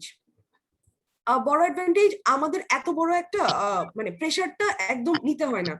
The only thing we have to show is the block money, and the block money হচ্ছে শুধুমাত্র আমাদের 1 বছরের একটা secured মানি নেয়, যে আমরা যাতে আমাদের এখানে অ্যাকোমোডেশন হোক, আমাদের চলাফেরার যে ওয়েজেসটা আছে ওটা যাতে আমরা ক্যারি করতে পারি, মানে একটা সিকিউরিটি মানি ওরা রাখে। এবং সব ওই মানিটা ওরা প্রত্যেক মান্থে আমাদের একটা ফিক্সড অ্যামাউন্ট, লাইক আমাদের 846 আমাদের ক্ষেত্রে ছিল 835 to 846 ইউরো করে ওরা ব্যাক করে দেয়। তো উইদিন 1 ইয়ার দেখা যাচ্ছে আমি যেটা ডিপোজিট করতেছি, মানে ডিপোজিট করে আসলাম, সেই ফুল ডিপোজিট মানিটা আবার আমার কাছেই চলে আসে। তো এটা আসলে অনেক বড় একটা অ্যাডভান্টেজ, যেহেতু টিউশন ফিজ নাই। কিন্তু এটা কিন্তু আসলে অ্যাপ্লাই করার টাইমে আসলে আমাদের খেয়াল রাখতে হবে, আমরা ওসব ইউনিভার্সিটি অ্যাপ্লাই করব যেসব ইউনিভার্সিটিতে 0 টিউশন ফিজ বলে দেওয়া হচ্ছে, যে কোনো টিউশন ফিজ নাই। এন্ড হচ্ছে কিন্তু এখানে অনেক ইউনিভার্সিটি আছে যেখানে টিউশন ফিজ আসলে আছে, এবং অ্যাকচুয়ালি এটা আসলে অ্যাফোর্ডেবল না। তো প্রথমে আমাদের এই ব্যাপারটা দেখতে হবে, আমরা প্রথমে সবকিছু না সর্ট আউট করতে হবে। যখনই আমরা প্রজেক্ট থিসিস নিয়ে কাজ করব তখনই পাশাপাশি আমরা গুগলে আমরা সবসময় মানে with the help of Google আমরা এটা সার্চ করে বের করব কোন কোন পাবলিক ইউনিভার্সিটিতে কোন কোন সাবজেক্ট আছে।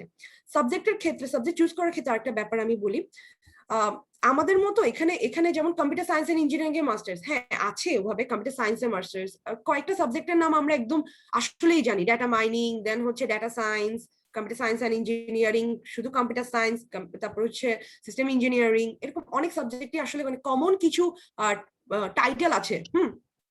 কিন্তু এখানে হচ্ছে এগুলো ছাড়াও এরকম হাজার হাজার স্পেসিফিক টপিক আছে যেগুলো আসলে মানে অনেক ভালো ভালো একটা ফিল্ড ক্যারিয়ারের জন্য। সো আমরা ওভাবেই করে সার্চ না দিয়ে আমরা পাবলিক ইউনিভার্সিটি গুলোকে সার্চ দিয়ে ওই ইউনিভার্সিটি পোর্টালে ওখানে স্টাডি অপশন আছে, স্টাডিতে গিয়ে দেন আমরা সেমিস্টার ওয়াইজ আমরা ওখানে যেগুলো অফার্ড সাবজেক্ট আছে, অফার্ড কোর্সেস আছে, আমরা ওখানে গিয়ে আমরা সার্চ দিয়ে একটু সময় দিয়ে আমরা প্রত্যেকটা সাবজেক্টের যেটা কোর্স ওভারভিউ আছে ওটা আমরা দেখবো। ওটা যদি আমাদের সাথে যাই এবং আমরা যদি ইন্টারেস্টেড থাকি দেন আমরা কি করবো, একটা এক্সেল ফাইলে আমরা ওগুলো নোট ডাউন করব এবং ওখানে খুব সুন্দর করে ডিটেলস দেয়া আছে যে কি কোন মানে কোন ডেট বা কোন সেমিস্টারে এটার অ্যাপ্লিকেশন পোর্টাল ওপেন হবে এবং এটা আদৌ ডিরেক্ট আমরা অ্যাপ্লিকেশন পোর্টাল দিয়ে আমরা অ্যাপ্লাই করতে পারবো নাকি এখানে একটা বড় একটা প্ল্যাটফর্ম আছে অ্যাপ্লাই করার জন্য, ইউনি অ্যাসিস্ট, নাকি আমরা থ্রু ইউনি অ্যাসিস্ট দিয়ে অ্যাপ্লাই করব না, মানে এরকম কিছু ব্যাপার ওরা ক্লিয়ার করে দেয়। তো আমরা ওগুলো নোট ডাউন করে এক্সেল ফাইলে আমরা প্রতিদিন একটু একটু মানে 15-20 মিনিট টাইম দিয়ে আমরা দরকার হলে দুটো একটা মানে এভাবে করে আমরা নোট ডাউন করা স্টার্ট করব। তাহলে হবে কি ওই সেম টাইমে আমাদের সর্ট আউট হয়ে যাবে আমরা কোন কোন ইউনিভার্সিটিতে কোন টাইমে আমরা অ্যাপ্লাই করব। সো এই ব্যাপারটা আসলে তখনই সর্ট আউট করা উচিত।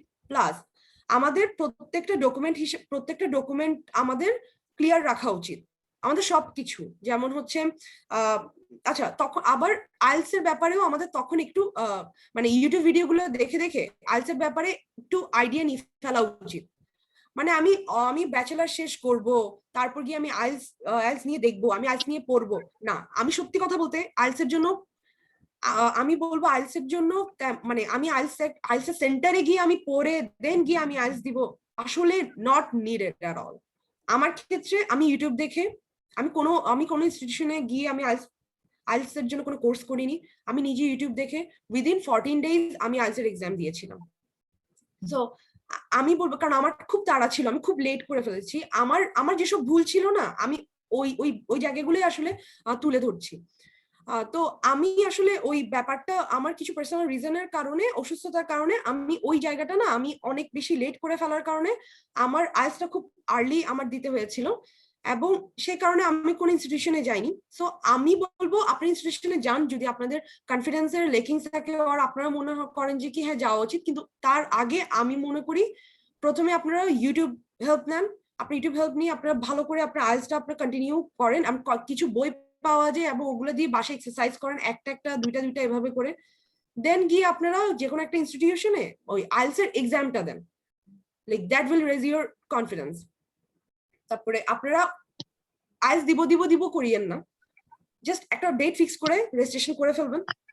সিরিয়াসলি রেজিস্ট্রেশন করে ফেললে আপনি আর দেখবেন আপনি আইএলটিএস দিয়েও ফেলেছেন এবং 7 পাওয়া এটা আহামরি কোনো কিছু না। লাইক আমি যদি বলি জার্মানির জন্য 7 is so good marks, so you don't have to worry about it. 6.5 এর উপরে পেলে 6.5 or 6.5 এর উপরে পেলে আপনি এলিজিবল।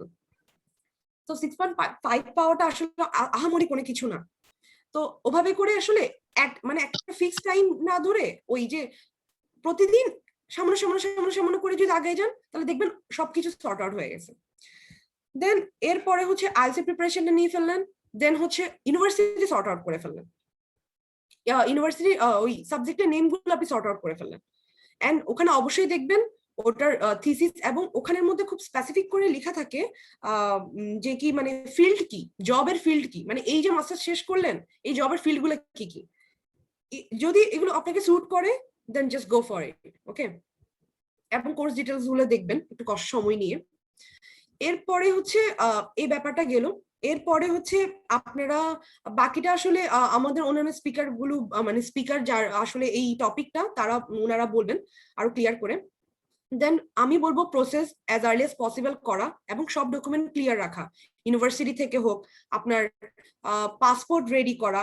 পাসপোর্ট রেডি করা আসলে এই সেশন মানে আমাদের টাইমটাতে আসলে কোভিড হওয়ার কারণে সবাই আসলে অনেক বড় একটা প্রবলেমে পড়ে গিয়েছিল as they are passport ready করা। তো আমি বলবো ছোটখাটো এই জিনিসগুলো না রেডি করে রাখা বেটার। ওকে, দেন হচ্ছে এগুলো সব শেষ হওয়ার পর আপনার আচ্ছা, এরপর এই ব্যাপারগুলো গেল। এরপর হচ্ছে আপনাদের রেজিস্ট্রেশন। এই জিনিসটা মাথায় রাখতে হবে যে ডেট গুলো অনুযায়ী রেজিস্ট্রেশনটা করবেন। জার্মানির একটা সবচেয়ে বড় বেনিফিটস হলো ইউনিভার্সিটি পোর্টালগুলোতে you don't have to pay a penny. Like আপনি সোজা আপনার সব ডকুমেন্টস গুলো আপনার কাছে থাকবে। আপনি জাস্ট ওদের ইউনিভার্সিটি পোর্টাল থেকে রেজিস্ট্রেশন করে আপনি নিজের জন্য অ্যাপ্লাই করে ফেলতে পারবেন সাবজেক্টের জন্য। আপনার এর জন্য কিছুই করা লাগবে না। এন্ড ওদের একটা পোর্টাল আছে ইউনিঅ্যাসিস্টেও খুব সুন্দর করে ইউনিঅ্যাসিস্টের খুব ডকুমেন্টেশন আছে। ওদের পোর্টালে ঢুকলে ওরা সুন্দর করে ডকুমেন্টেশন গুলো আসলে ডকুমেন্টেশন পোর্টালে গেলেই আপনারা পাবেন। যদি তবুও যদি প্রবলেম ফিল হয় তাহলে আপনারা ইউটিউব ভিডিওস গুলো দেখতে পারেন, খুব সুন্দর করে দেয়া আছে। আপনারা ওখানে ঢুকে ইউনিভার্সিটির নাম্বারটা সার্চ করে আপনি অ্যাপ্লাই করে দেবেন, সব ডকুমেন্টস গুলো আপলোড করে ফেলবেন। এখানে আপনার খুব কম ইউনিভার্সিটি আছে যেখানে আপনার প্রথমেই ডিএইচএল দিয়ে আপনার সব ডকুমেন্ট গুলো পাঠাতে হবে। খুব কম ইউনিভার্সিটি, একদম নাই বলতে গেলে, হ্যাঁ, লাইক 10% to 12% ইউনিভার্সিটিতে আপনার ডকুমেন্ট গুলো আগে পাঠাতে হয়। প্রথমে আপনাকে অফার লেটার পাঠাবে, দেন গিয়ে আপনার থেকে ডকুমেন্টস গুলো খুঁজবে, দেন গিয়ে আপনি আপনার যেটা মানে আপনি যদি অফার লেটার একসেপ্ট করেন, যে ইউনিভার্সিটি আপনি একসেপ্ট করছেন আপনি ওখানে আপনার অফার লেটার পাঠাবেন within a fixed time, they will give you a time. So এটা হচ্ছে টোটাল ব্যাপারটা। আর আরেকটা ব্যাপার ভিসা অ্যাপয়েন্টমেন্টের ক্ষেত্রে, আচ্ছা অফার লেটার পর ভিসা অ্যাপয়েন্টমেন্ট ওটার ক্ষেত্রে আপনারা একটু খেয়াল রাখবেন, মানে কনফিউজড হয়েন না। যদি কোনো হেল্প লাগে ওদের নিজস্ব পোর্টালে চলে যাবেন। ভিসার ক্ষেত্রেও আমাদের এমবাসি পোর্টালে চলে যাবেন, ওখানে ডকুমেন্টেশন আছে, আপনার ডকুমেন্টেশন দেখবেন। কারো থেকে জিজ্ঞেস করার জন্য, কারো অ্যান্সারের জন্য, কারো হেল্পের জন্য বসে থাকবেন না। আপনারা যার পোর্টালে গিয়ে ডকুমেন্টেশন আছে অথবা ওদের সাপোর্ট মেইল আছে, সাপোর্ট মেইল ওরা সাপোর্ট মেইলে মেইল করবেন কিছু না বুঝলে, দেন আপনার ইউনিভার্সিটিকে মেইল করবেন কিছু না বুঝলে, দেন আপনারা বিভিন্ন যেমন ভিসা হোক, ইউনিভার্সিটি ওয়েবসাইট হোক, আপনার ওয়েবসাইটে যাবেন, সময় দিবেন ওয়েবসাইটে আপনার বিভিন্ন ডকুমেন্টেশন আছে বা যা আছে, হ্যাঁ, ওগুলো জাস্ট পড়বেন। পড়লে অনেক কিছু বুঝে যাবে, অনেক কিছু ক্লিয়ার হবে। এগুলো কারো থেকে না এভাবে জানা যায় না, এগুলো আসলে নিজেই আসলে নিজেকেই সবকিছু দেখতে হয়। এন্ড নোট ডাউন করবেন, সবকিছু নোট ডাউন করবেন। দেন আমি আসি এই ব্যাপারটা আসলে একটু সাইডে রেখে আমি আসি জব এন্ড অ্যাকোমোডেশন। ওকে, অ্যাকোমোডেশনের ক্ষেত্রে জার্মানিতে city to city wise vary করে। আমার ক্ষেত্রে ছিল আমি হচ্ছে ইউনিভার্সিটি ডর্মে আছি। অনেক সিটিতে আসলে ইউনিভার্সিটি ডর্ম এভেলেবেল থাকে না, সে কারণে বিভিন্ন অ্যাপ আছে, অ্যাপ দিয়ে আপনাকে বিভিন্ন ইউনিভার্সিটির অ্যাপ দিয়ে আপনি নর্মাল মানে প্রাইভেট হাউস গুলো রেন্টে নিতে পারেন। আদারওয়াইজ ম্যাক্সিমাম টাইমে আমাদের ফার্স্ট প্রায়োরিটি থাকে ইউনিভার্সিটির ডর্ম গুলো, যেগুলো খুবই হেল্পফুল হয়, মানে খুবই মানে আপনি এফোর্ডেবল হয় এগুলো আসলে। দেন হচ্ছে আর অ্যাকোমোডেশনের ক্ষেত্রে আরেকটা বলবো, আপনারা যখন অফার লেটার পাবেন এবং আপনারা একটা ফিক্সড ডেট ঠিক করে ফেলবেন, যে কি ফিক্সড ডেট ঠিক করে ফেলবেন আমি এই টাইমের মধ্যে আমি আসবো, আমি যাব, আমি মানে ট্রাভেল করব, তখন আপনি প্রথমে আপনি যেহেতু যে ইউনিভার্সিটিতে যাবেন ওই ইউনিভার্সিটির স্টেট নিয়ে আপনি অবশ্যই একটু পড়ালেখা করবেন, সিরিয়াসলি পড়ালেখা করবেন। কারণ হচ্ছে যদি আপনি মানে এখানে আসলে কোন মানে সিটি টু সিটি ওয়াইজ আসলে অনেক বেশি কিছু ভ্যারি করে। যেমন হচ্ছে সেম ব্রাঞ্চ সেম সবকিছু। আমি যদি বলি ব্যাংকের কথা, আমি মানে খুব মানে আমি একটা কারেন্ট এক্সপেরিয়েন্সের কথা বলি। ব্যাংকের কথা যদি আমি বলি, আমি আসলে ব্যাংকে অ্যাকাউন্ট করার ক্ষেত্রে জিনিসটা ফেস করেছি। সেম ব্যাংক, এখানে একটা ব্যাংক আছে, নাম হচ্ছে স্পারকাসাও ব্যাংক। যে ব্যাংক আমার সিটিতে আছে, তা আমার থেকে আসলে কয়েক আওয়ার দূরে আরেকটা সিটিতে সেম ব্যাংকের ডিফারেন্ট রুলস, আমার এখানে সিটিতে ডিফারেন্ট রুলস। সো আসলে মানে আপনি একটা সিটি অনুযায়ী জাজ অন্য সিটিকে করতে মোটেও পারবে না, সেটা সবকিছুর ক্ষেত্রে মানে প্রত্যেকটা স্টেপে স্টেপে ডিফারেন্ট সিটির ডিফারেন্ট রুলস থাকে। সো আপনি সিটি নিয়ে একটু পড়াশোনা করবেন। অ্যাপ্লাই করার আগে যখন আপনার সাবজেক্ট চুজ করবেন তখন আপনি স্টেট নিয়ে মানে সিটিগুলো নিয়ে একটু পড়ালেখা করবেন, কারণ সিটির উপরে ভ্যারি করে আপনাদের জব, সিটির উপর ভ্যারি করে আপনাদের অ্যাকোমোডেশন, মানে সিটির উপরে ভ্যারি করে হচ্ছে আপনাদের ওই যে ট্রান্সপোর্টেশন গুলো আসলে অনেক ভ্যারি করে। দেন দেখবেন ইউনিভার্সিটি থেকে মেইন মানে আসলে করে মেইন সিটির মধ্যে পড়ছে না, ইউনিভার্সিটি থেকে সিটির দূরত্বটা কতটুক, তারপর হচ্ছে জব, আমি জব যে করব আমার কতটুক ট্রাভেল করতে হবে, আমি কি ওটা পারবো। দেন আমি যে বাসা নিব, যে আমি যদি আমি ডর্মে না থাকি, তাহলে আমি যদি ডর্ম ছাড়া যদি কোনো প্রাইভেট কোনো মানে মানে রেন্টে নিই আমি প্রাইভেট অ্যাপার্টমেন্ট গুলো, তাহলে আমি ওগুলো দূরত্ব করতে সবগুলো দেখে দেন অফার লেটার অ্যাকসেপ্ট মানে দেন আপনার অ্যাপ্লাই করার টাইমে আসলে এই ব্যাপারগুলো মানে অ্যাপ্লাই যখন করবেন, অ্যাপ্লাই করার পর আসলে তেমন কোনো কাজ থাকে না। হ্যাঁ, সেই টাইমে গিয়ে আপনারা আপনারা এইসব জিনিসগুলো স্টাডি করে ফেলবেন, দেন ওখান থেকে সর্ট আউট করে ফেলবেন কি কোন কোন ইউনিভার্সিটির প্রায়োরিটি লিস্টে আছে। আরেকটা ব্যাপার আমি বলবো, এটা স্কিপ করেছি, অনেকে আছে আইএলটিএস এর জন্য বসে থাকে, ইউনিভার্সিটিতে অ্যাপ্লাই করে না। আপনারা জার্মানিতে যারা আসলে অ্যাপ্লাই করতে ইচ্ছুক তাদেরকে আমি বলবো যে কি এখানে অনেক ইউনিভার্সিটি আছে যেখানে উইদাউট আইএলটিএস অ্যাপ্লাই করা যায়। তার মানে এই না যে কি আপনার আইএলটিএস দিতে হবে না, আপনারা অ্যাপ্লাই করে ফেলতে পারবেন। They will wait for your IELTS result, okay, within a period of time you have to submit your IELTS result. এবং কিছু ইউনিভার্সিটি আছে আপনার আইএলটিএস আসলেই লাগবে না। আমরা যেহেতু ব্যাচেলর ইংলিশে মানে ইংলিশ আমাদের ইংলিশ মিডিয়ামটা ইংলিশ, সো আমাদের এই কারণে আমাদের আইএলটিএসটা 7 এমনিতেই মানে এমনি কনসিডার করা হয় যে কি আমাদের আইএলটিএস 7 আছে, যেহেতু মিডিয়াম অফ ইনস্ট্রাকশন আমাদের ব্যাচেলরে ইংলিশ। এরকম কিছু ইউনিভার্সিটি আছে। সো আমি যে বললাম যে ইউনিভার্সিটি গুলোকে আপনারা মানে লিস্ট আউট করে নেন, ওই ইউনিভার্সিটি গুলোর মধ্যে আপনি ওটা দেখে নেবেন কোথায় আইএলটিএস লাগবে এবং কোথায় আইএলটিএস ছাড়াও আমরা অ্যাপ্লাই করতে পারবো।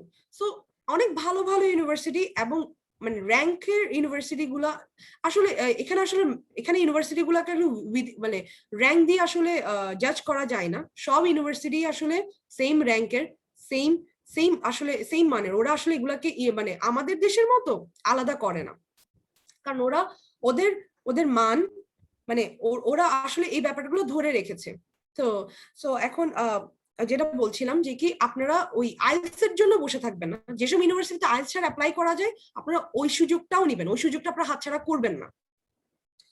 তারপরে হচ্ছে ওই অ্যাপ্লাই করার পর না ওই টাইমটা আসলে তেমন একটা কিছু থাকে না করার। হ্যাঁ, ওই টাইমটাতে আমরা করবো কি আমরা সিটি নিয়ে স্টাডি করবো। হ্যাঁ, তারপর আমরা একটা লিস্ট আউট করবো কোনগুলো আমরা প্রায়োরিটি লিস্টে আছে, দেন ওখান থেকে যদি অফার লেটার আসে দেন গিয়ে আমরা অফার লেটার আসে দেন আচ্ছা ওই স্টাডি করার টাইমে আমরা এটা জানবো যে কোন কোন সিটিগুলোর মধ্যে আমার আগে অ্যাপ্লাই করে রাখতে হবে। যেমন কোলংয়ে আসলে এখন অ্যাভেলেবেল, বাট বার্লিন, দেন হচ্ছে এসেন, দেন হচ্ছে ক্যাসেল, এরকম কিছু মানে এগুলো হচ্ছে কিছু সিটি এখানে যেগুলোতে আসলে অ্যাকোমোডেশন আসলে অনেক টাফ পাওয়া, অনেক আগে থেকে অ্যাপ্লাই করে রাখতে হয়। কিন্তু আমার ইউনিভার্সিটি হয়েছে কি আমার ইউনিভার্সিটিতে আমি যখন মানে আসবো তার মানে আমি অ্যাপ্লাই করার উইদিন 2 উইকস এর মধ্যে আমার ডর্ম আমি আলহামদুলিল্লাহ পেয়ে গিয়েছিলাম। তো আই এম লাকি এনাফ। তো এখন আমি যারা বিভিন্ন ইউনিভার্সিটিতে গিয়েছে তারা কিন্তু খুবই খুবই খুবই প্রবলেম ফেস করেছে। তারা দেখা গেছে 1 মাসের জন্য একটা নিল, নাহলে কারো বাসায় গিয়ে উঠলো, দেন ওয়েট করলো, দেন অ্যাকোমোডেশন ঠিক করলো, কারণ ডর্মে আসলে সবাই মানে ডর্ম আসলে সবাই অ্যাপ্লাই করে আসলে পায় না। তো সেটা আসলে ডর্ম অ্যাপ্লাই করে ফেলতে হয় বা অ্যাকোমোডেশন আসলে সেট করে ফেলতে হয়। দেন হচ্ছে অ্যাকোমোডেশনের মানে রেন্টের রেঞ্জটা সেটাও সিটি ওয়াইজ ভ্যারি করে, কিন্তু আমি 300 ইউরোর মধ্যে আপনারা অ্যাকোমোডেশন পেয়ে যাবেন একদম। আমি বললাম ম্যাক্সিমাম 300 ইউরো, 300 to 106 ইউরো দিয়েও আসলে মানে অনেক বড় একটা সিটিতে 106 ইউরো দিয়েও অ্যাকোমোডেশন ম্যানেজ করেছে। মানে খুবই সারপ্রাইজিং, লাইক এত বড় এত বড় বড় সিটিগুলোতে আসলে এত কম রেন্টে এত ভালো কোনো অ্যাকোমোডেশন মানে অ্যারেঞ্জ করাটা আসলে অবাক করা ব্যাপার, বাট অনেকে আসলে করেছে। তার মানে এটা কেমনে করেছে, ওরা অনেক অনেক অনেক অনেক রিসার্চ করেছে এবং অনেক ভাবে অনেক মানে ওরা নিজেই আসলে ইনভলভ ছিল, কন্টিনিউয়াসলি সার্চ করছে। তো এখন অ্যাকোমোডেশন ব্যাপারটা হচ্ছে এটা, যদি আপনাদের ফার্স্ট প্রায়োরিটি হবে ইউনিভার্সিটি ডম যদি পেয়ে যান আলহামদুলিল্লাহ, আর কোনো কিছু চিন্তা করার কিছু নাই।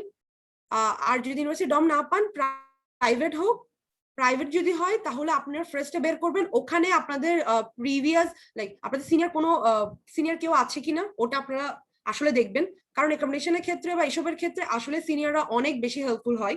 এবং এখানে আসলে প্রত্যেকটা সিনিয়রের কাছে প্রত্যেকটা আমরা সবসময় বলি না বাঙালিদের সাথে দেখা করবো না, মানে এরকম একটা ব্যাপার থাকে, বাঙালিরা ভালো হয় না, কিন্তু আপনারা আসলে মানে যখনই দেশ ছাড়বেন, যখনই এখানে আসবেন তখনই বুঝতে পারবেন বাঙালিরা কি পরিমাণ হেল্পফুল। মানে হচ্ছে যেখানেই যাবেন না সেখানেই মনে হবে যে মানে ফ্যামিলি মেম্বার, কারণ এত বেশি হেল্পফুল হয় সিনিয়ররা, মানে ইউ কান্ট ইমাজিন। মানে মানে কোনো মানে আমরা চিন্তা করি কি পে ব্যাক লাগবে, কোনো পে ব্যাক ছাড়া সিরিয়াসলি এত বেশি হেল্পফুল। ইভেন এই ব্যাপার ওদের মাথায় ওরা সবসময় আমাদেরকে এটা বলে যে কি আমরা আপনাদেরকে হেল্প করছি, আমাদের সিনিয়ররা হেল্প করেছে, আপনারা আপনাদের সিনিয়রদেরকে আপনারা আপনাদের জুনিয়রদেরকে হেল্প করবেন। সো ওই ব্যাপারটা থাকে, কিন্তু আপনার অন্তত একটু পর্যন্ত আসতে হবে না, আসার পরেই দেন গিয়ে আমরা এই হেল্পটা চাইতে পারবো না। তো এরপর আমরা দেখবো ওখানে কোনো সিনিয়র আছে নাকি বা কোনো পরিচিত আছে নাকি, ওরকম দেখে ওই ব্যাপারগুলো আমরা সর্ট আউট করবো। আরেকটা ব্যাপার যে আমরা যেই দেশে যেতে মানে যাওয়ার জন্য ইচ্ছুক হব সেই দেশের মানে এরকম আছে কানাডা, দেন জার্মানি, দেন অস্ট্রেলিয়া, এরকম অনেক অনেক অনেক গ্রুপ আছে, ফেসবুকে অনেক গ্রুপ আছে, টেলিগ্রামে অনেক গ্রুপ আছে। এই গ্রুপগুলোতে আমরা ইনভলভ হব, যারা আগে গিয়েছে সেই ইনফরমেশন গুলো নিব, রেগুলার থাকবো, ওদের বিভিন্ন মেসেঞ্জার গ্রুপ আছে ওখানের মধ্যে আমরা জয়েন হব। এই ব্যাপারগুলো এগুলোর সাথে থাকলে না মানে এইসব গ্রুপগুলোর সাথে থাকলে না সবকিছু তো আপডেটেড থাকা যায়। এই ব্যাপারটা আমরা দেখবো বিভিন্ন ফেসবুক গ্রুপে আমরা সার্চ করে এসব গ্রুপগুলোতে আমরা জয়েন হব। সো এটা আসলে অনেক হেল্প করে। আপনার যদি মনে হয় কি আপনার জিরো নলেজ, আপনার কোনো কিছু না, আমি বলবো ফার্স্টে ফেসবুক গ্রুপগুলোতে অ্যাড হয়ে যান, তারপর ওদের মানে ওরা যে অ্যাপ্লাই করছে ওদের রিদমের সাথে না আপনার মধ্যেই কনফিডেন্স চলে আসবে যে হ্যাঁ I can do it.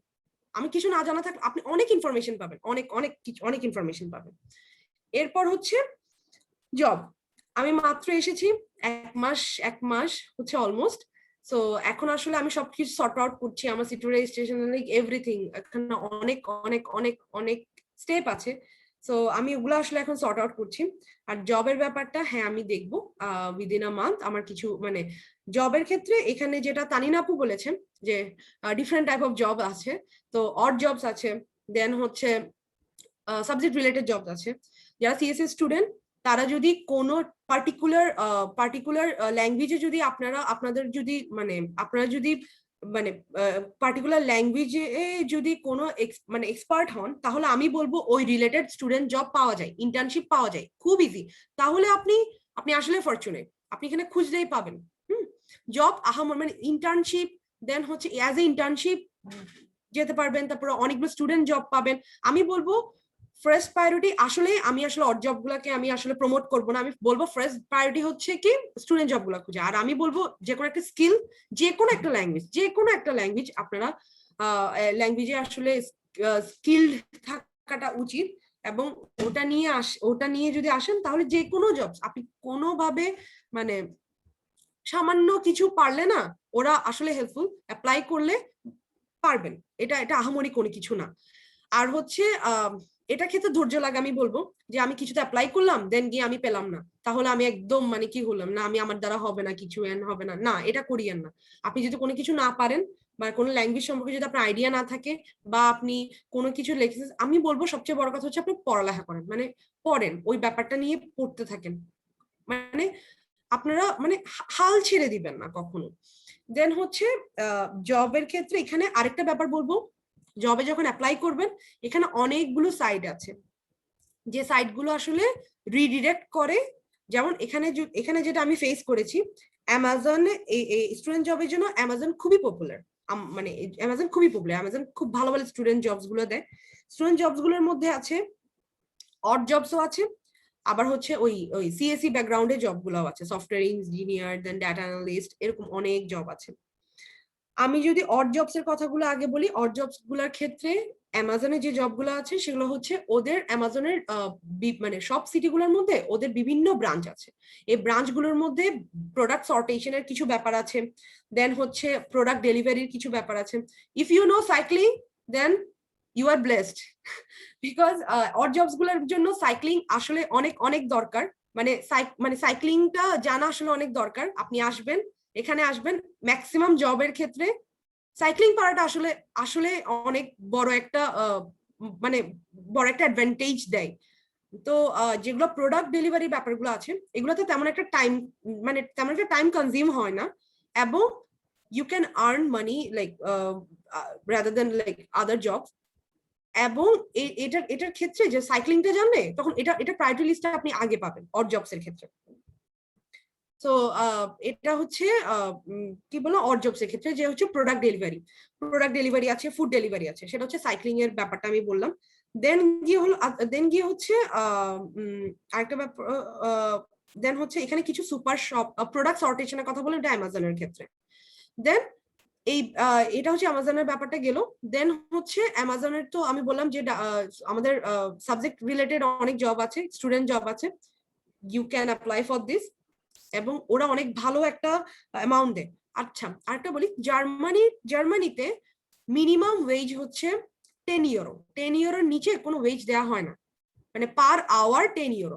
স্টুডেন্টরাও 20 hour per week job করতে পারে, 20 আওয়ার, তার দেন পার আওয়ার হচ্ছে 10 ইউরো করে মিনিমাম পাবে। সো আসলে 10 ইউরো একদম ফিক্স ধরে তো পায় না, 10 ইউরো কে 11 ইউরো, 12, 13 ইউরো, এবং আপনার মানে জবের উপরে ডিপেন্ড করে, and it's really a good amount. Okay, you can survive with this. তো এখন তো 10 ইউরো হচ্ছে মিনিমাম ওয়েজেস। আর হচ্ছে স্টুডেন্ট জব গুলো তো অড জবস গুলো তো সেম পাবেন, স্টুডেন্ট জব গুলো তো 11 ইউরো 10 ইউরো ওইভাবে থাকে। অ্যামাজনের ব্যাপারটা গেল। দেন আমি যদি অন্য অড জবস গুলোর ক্ষেত্রে যাই, এখানে অনেক সুপার শপ আছে, দেন হচ্ছে বিভিন্ন মার্কেট যেগুলো আছে ওখানে, দেন রেস্টুরেন্টস আছে। সো ওগুলোতে আপনি আসলে জব পাওয়াটা it's not tough. City wise বড় বড় সিটিগুলোতে আসলে জব অনেক বেশি অ্যাভেলেবেল। আপনি অ্যামাজনে বা বিভিন্ন ধরনের সুপার শপ গুলাতে বা রেস্টুরেন্টসে যদি আপনি চান অ্যাপ্লাই করেন, দেন আসলে এখানে ল্যাঙ্গুয়েজ ব্যারিয়ারটা বড় সিটিগুলোতে হয় না। সো আপনি যদি ইংলিশে ফ্লুয়েন্ট হন, or then you can apply for the job and you will be eligible for this job. কিন্তু এমন কিছু সিটি আছে এখানে যেখানে ল্যাঙ্গুয়েজ ব্যারিয়ারটা আসলে আসলে আসলে ভোগায়। জার্মানিতে ল্যাঙ্গুয়েজ ব্যারিয়ার আসলে আছে। ল্যাঙ্গুয়েজটা আসলে আমি বলবো মানে দেশ থেকে আসলে টুকটাক কিছু শিখে আসা উচিত, কারণ এখানে ওদের একটা ব্যাপার আছে, ওরা অনেকে ইচ্ছাকৃতভাবে ইংলিশটা বলবে না। মানে ওদের মধ্যে একটা ব্যাপার আছে যে ওরা মানে ডচ ল্যাঙ্গুয়েজে কথা বলবে, মানে ওরা আসলে ইংলিশটাকে প্রমোট করে না, বড় সিটিগুলোতে না, ছোট ছোট সিটিগুলোতে। সো কেউ যদি ছোট সিটিতে সাবজেক্ট চিন্তা করে যদি আসে, তখন গিয়ে ওই জবের ক্ষেত্রে বা চলাফেরার ক্ষেত্রে সুপার শপে যখন যাবে তখন বা বের হলে তখন ওরা ল্যাঙ্গুয়েজের লেকিংসটা ব্যারিয়ারটা ওরা আসলে ফিল করে। তো জবের ক্ষেত্রে আসলে ল্যাঙ্গুয়েজটা দরকার। এখানে বড় সিটিগুলোতে দরকার নাই, কিন্তু ছোট ছোট সিটিগুলোতে you have to know Deutsch a little bit. আর হচ্ছে মিনিমাম এজ তো বললাম, জবস এর কথাগুলো বললাম। আর হচ্ছে আমি বলবো যে এখানে বিভিন্ন আমাদের সাবজেক্ট গুলাতে ইন্টার্নশিপ আছে। আপনি যদি কোনো স্টুডেন্ট জব করেন, 6 মাসের ইন্টার্নশিপটা ওটাতেই হয়ে যায়। সো মানে ওই ব্যাপারটাই আপনি দেখাতে পারবেন 6 মাসের অ্যাজ এ ইন্টার্নশিপ। তো স্টুডেন্ট জবগুলো আসলে হেল্পফুল, এগুলো ক্যারিয়ারের জন্য আসলে অনেক ভালো। তাহলে আমাদের ফার্স্ট প্রায়োরিটি হবে স্টুডেন্ট জবগুলো আমাদের ক্যারিয়ার ওরিয়েন্টেড। কজ আমরা যদি ক্যারিয়ার ওরিয়েন্টেড আমরা যদি কোনো জব ফিল্ডে ঢুকি দেন এটা আসলে লং লাস্টিং হবে। পাশাপাশি আমরা তো অড জবস করবোই, কিন্তু প্রথমে হবে স্টুডেন্ট জবস গুলো যেগুলো আমাদের মানে ক্যারিয়ার ওরিয়েন্টেড জবগুলো। তাহলে আমরা একটা ফিক্সড একটা রুট ধরে আমরা আগাবো এবং এটা আসলে লং রানের জন্য এবং এই ব্যাপারগুলো আসলে পরে গিয়ে মানে আমাদের মাস্টার্স শেষ হওয়ার পর এগুলো আসলে মানে আমাদের সিভিটাকে আসলে অনেক ভারী করে এবং with like all sorts of experiences. So okay, আমি বোধহয় অনেক বেশি সময় নিয়ে ফেলেছি। জব আর অ্যাকোমোডেশনটা শেষ। আর যদি কোনো কোয়েশ্চেন থাকে অবশ্যই করবেন কোয়েশ্চেন অ্যান্সার সেশনে। আমি বোধহয় সব কিছু কোয়েশ্চেন ছিল, ওই কোয়েশ্চেন গুলো বোধহয় আমি কভার আপ করেছি। তো থ্যাংক ইউ আমাকে মানে অ্যাজ এ স্পিকার ইনভাইট করার জন্য। Thank you for having me and আসসালামু আলাইকুম। আমার জন্য সবাই দোয়া করবেন। Walaikum assalam, Apu, and thank you so much for giving us such an inspiring and informative speech. Now we have our honorable speaker, Ms. Shakila Rahman. She is an alumni of 40th IOCCC batch. She is currently pursuing her MSc in Computer Engineering at University of Ulsan, South Korea. We will be hearing study process from scratch from her, and we are really looking forward to it. It's truly a great honor to have her presence to inspire our participants. So I would like to call our speaker, Ms. Shakila Rahman ma'am, to deliver a speech.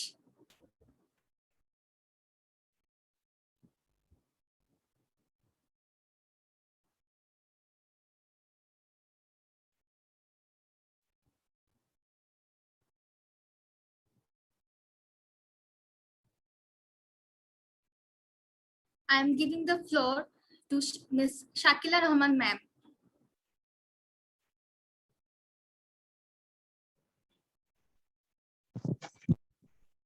Ma'am, we can't hear you, ma'am. I think she's muted. Just unmute that and then talk again. Ma'am, we are not hearing you. Ma'am, we are not hearing you.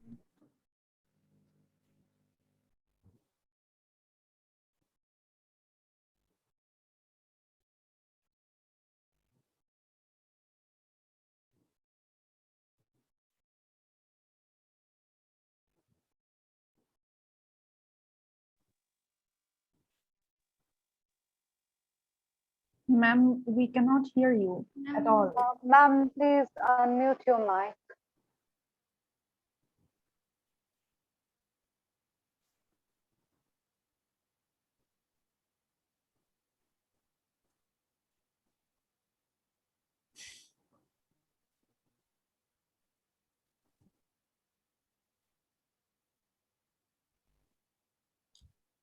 Ma'am, we are not hearing you.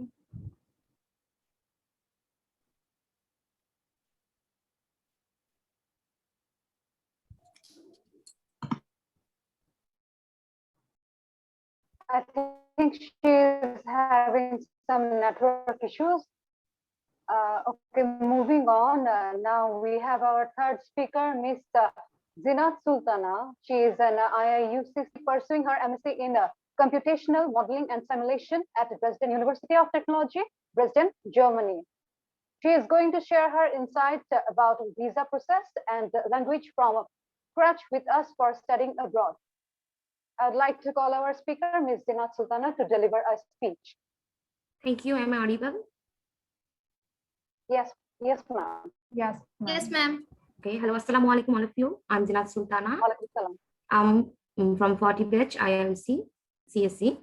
Now I'm studying at Dresden University of Technology in Computational Modeling and Simulation. Thank you so much for giving me the opportunity to present myself here. My topic was visa processing and language. So প্রথম ব্যাপারটাই হচ্ছে যে আমার ফেলো already বলে ফেলেছে সঞ্জিতা ইয়াসমিন যে কি কি করতে হবে ডিউরিং অ্যাপ্লিকেশন।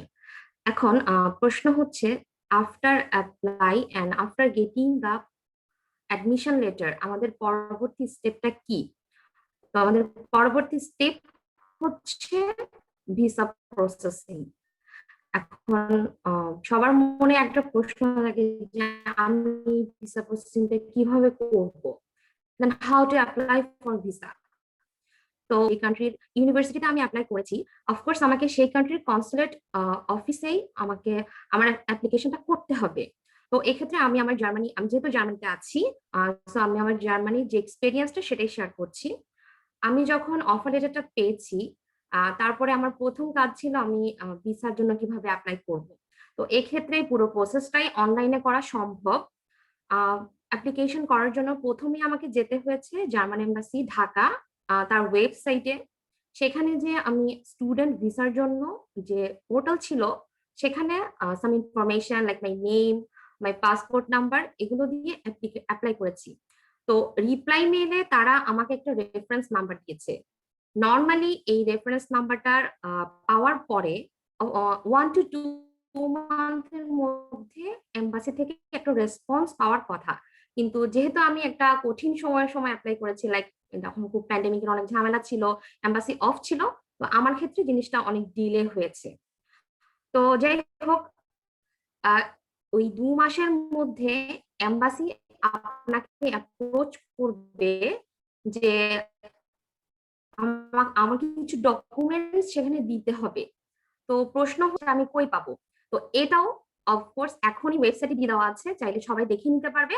তারপরেও তারা ওই মেইলেই আপনার কাছে যখন জানতে চাইবে, আপনাকে তখন তারা ডাকবে যে ফর ডকুমেন্টস থ্রু মেইল। তো সেখানে একটা চেক লিস্ট, এটার নাম হচ্ছে চেক লিস্ট, যেখানে সবকিছু দিয়ে দেওয়া থাকবে যে ফার্স্ট টু লাস্ট আপনি কি কি ডকুমেন্টস তাদেরকে দিতে হবে।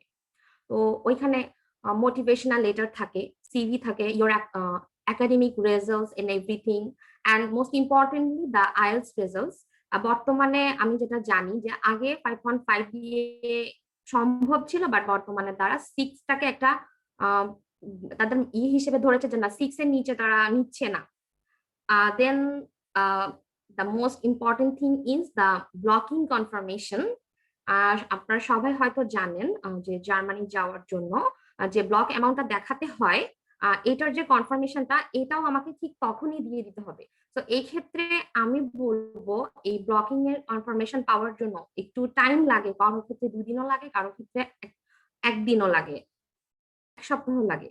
তো যেহেতু এমবাসি ডকুমেন্ট সাবমিট করার জন্য মাত্র 1 সপ্তাহ সময় দেয়, তা আমার সাজেশন থাকবে এই কাজগুলো করার জন্য এই কাজগুলো আগেই করে নেওয়া উচিত।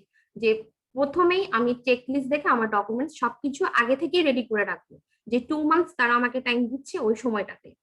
তো ব্লক অ্যাকাউন্ট করার জন্য দুটো কাজ করতে হয়, একটা হচ্ছে জার্মানি একটা থার্ড পার্টি অ্যাকাউন্ট যেখানে আমাকে অ্যাকাউন্ট খুলে রাখতে হবে, সেটাও অনলাইনেই করা পসিবল। আমি কয়েকটা রেফারেন্স দিতে পারি, লাইক ফিনটিবা, এক্সপার্সিও অ্যান্ড কোরাকল, এরকম অনেকগুলো আছে। তো আমি করেছি ফিনটিবায়, এবং ফিনটিবায় যে অ্যাকাউন্ট খোলা এটা অনলি 2 মিনিটস এর ব্যাপার, বা কারো কারো ক্ষেত্রে ভেরিফিকেশন হওয়ার জন্য 1 দিন অথবা 1 সপ্তাহ সময় নেয়। তো এই কাজটাও আগেই করে ফেলা উচিত। এবং দ্বিতীয় যে ধাপ সেটা হচ্ছে বাংলাদেশি কোনো ব্যাংকে অ্যাকাউন্ট ওপেন করা। তো এক্ষেত্রে বাংলাদেশের অনেক ব্যাংকই আপনার এই স্টুডেন্ট ফাইল, স্টুডেন্টের জন্য যে অ্যাকাউন্টস এগুলো নিয়ে কাজ করে থাকে। তো আমি করেছি স্টার ব্যাংক লিমিটেড, ওদের একটা সেকশনই আছে স্টুডেন্টের জন্য। ওখানে যে আপনার প্রয়োজনীয় ডকুমেন্টস এবং অফার লেটার দিয়ে স্টুডেন্ট ফাইল খোলা সম্ভব। দেন পরবর্তী স্টেপ হচ্ছে যে এই দুটো অ্যাকাউন্ট যখন আমি খুলে ফেলবো তখন টাকা পাঠানোটা আসলে কোনো বিষয় না। আমাদেরকে পাঠাতে হচ্ছে অলমোস্ট বর্তমানে 10,521 ইউরো, যেটা বাংলাদেশি টাকায় ভ্যারি করে অলমোস্ট 10 to 11 লাখ। ওকে, দেন এই টাকাটা পাঠানোর পরে ফিনটিবা থেকে 1 দিনের মধ্যে বা একটু সময় নিয়ে যে ডকুমেন্টসটা দেওয়া হয় এই ডকুমেন্টসটাই আমাকে এমবাসিতে সেন্ড করতে হবে। Okay, now comes to the point after submitting the documents. এবং এই ডকুমেন্টস গুলোকে আপনাকে ফিজিক্যালি দিয়ে আসতে হচ্ছে না, এই ডকুমেন্টস আপনি অন ইমেইলে তাদেরকে সেন্ড করতে পারবেন।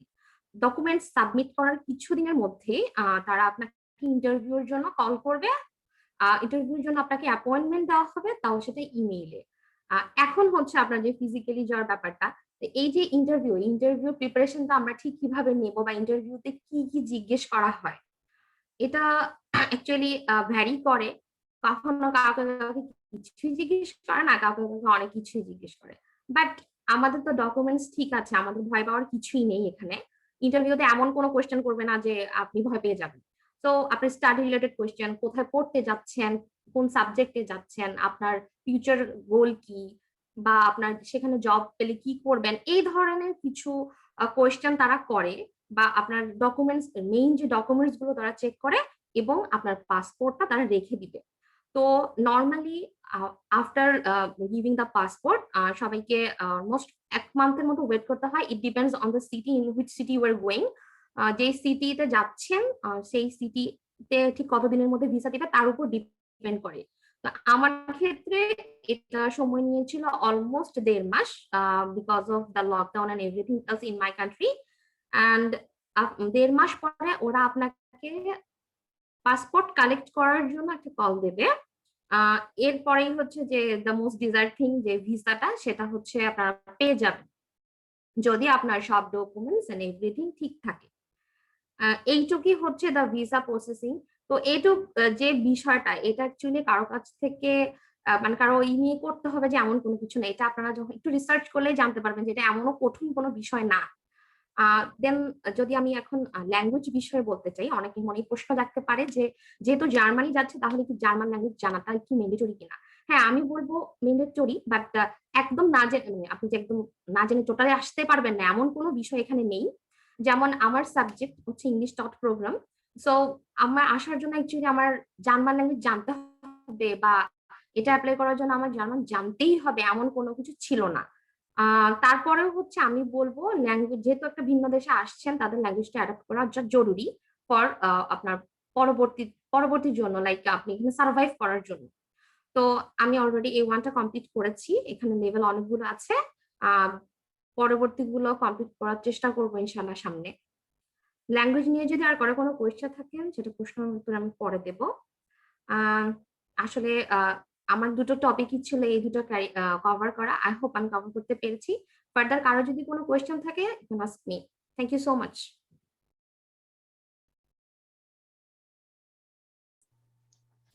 Thank you so much, ma'am, for your enlightening and informative speech. Now, I would like to call our next honorable speaker, Ms. Shakila Rahman. Yes, assalamu alaikum. Now you can hear me. Okay.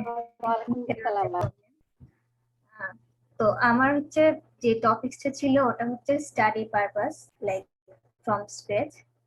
তো বাকি আপুরা সবাই বলে ফেলছে। এখন হচ্ছে আমি কোরিয়াতে একটু ডিফারেন্ট, যেহেতু আমি সাউথ কোরিয়াতে আছি, তো আমি হচ্ছে ওটা শেয়ার করতেছি। শেয়ার করার জন্য ফার্স্টে হচ্ছে আচ্ছা হ্যাঁ, সঞ্জিদা আপু হচ্ছে একটা কথা বলছে আইএলটিএস এর কথা, যেহেতু আমাদের প্রিপারেশন নেওয়ার টাইম থাকে না। তো আমি যেটা করছি, আমিও টাইম পাই নাই। আমি কি করছিলাম, একটা কোচিং সেন্টারে গিয়ে হচ্ছে আমি জাস্ট মক টেস্ট গুলো দিছিলাম, যাতে হচ্ছে আমার আইডিয়াটা আসে, মানে আইএলটিএস এর কোয়েশ্চেন কিরকম হয় না হয়। দেন হচ্ছে আমি 1 সপ্তাহ পরেই মনে হয় আমি মানে আইএলটিএস দিয়ে ফেলছিলাম। তো যাই হোক, এটাই মক টেস্টটা হচ্ছে অনেক হেল্প করে, মানে হচ্ছে আপনার কেমনে কোয়েশ্চেন গুলো আসে না আসে ওটা হচ্ছে বুঝে যায়। যাদের হচ্ছে একদমই টাইম থাকে না, ওরা হচ্ছে ইউটিউবে কিছু টিউটোরিয়ালস দেখতে পারে, ওগুলো বলে ফেলছে। আর একটা জিনিস হচ্ছে জবের ব্যাপার। কোরিয়াতে হচ্ছে জব, আই থিঙ্ক যদি অ্যাজ এ রিসার্চ গ্রাজুয়েট আসি আমরা, তাহলে জবের কোনো দরকার হয় না, ভালো অ্যামাউন্টই পাওয়া যায়। তো আই থিঙ্ক ওটা। আচ্ছা, আমি স্টাডি প্রসেসে যাই, যেটা ছিল ফার্স্টে হচ্ছে আমরা মানে কোরিয়ান ইউনিভার্সিটি গুলাতে মেন যে ফুল ফান্ডিং স্কলারশিপটা, ওটা হচ্ছে ইউনিভার্সিটি থেকেই পাই। কিন্তু যে আমরা research as a research graduate যদি আমরা জয়েন করি,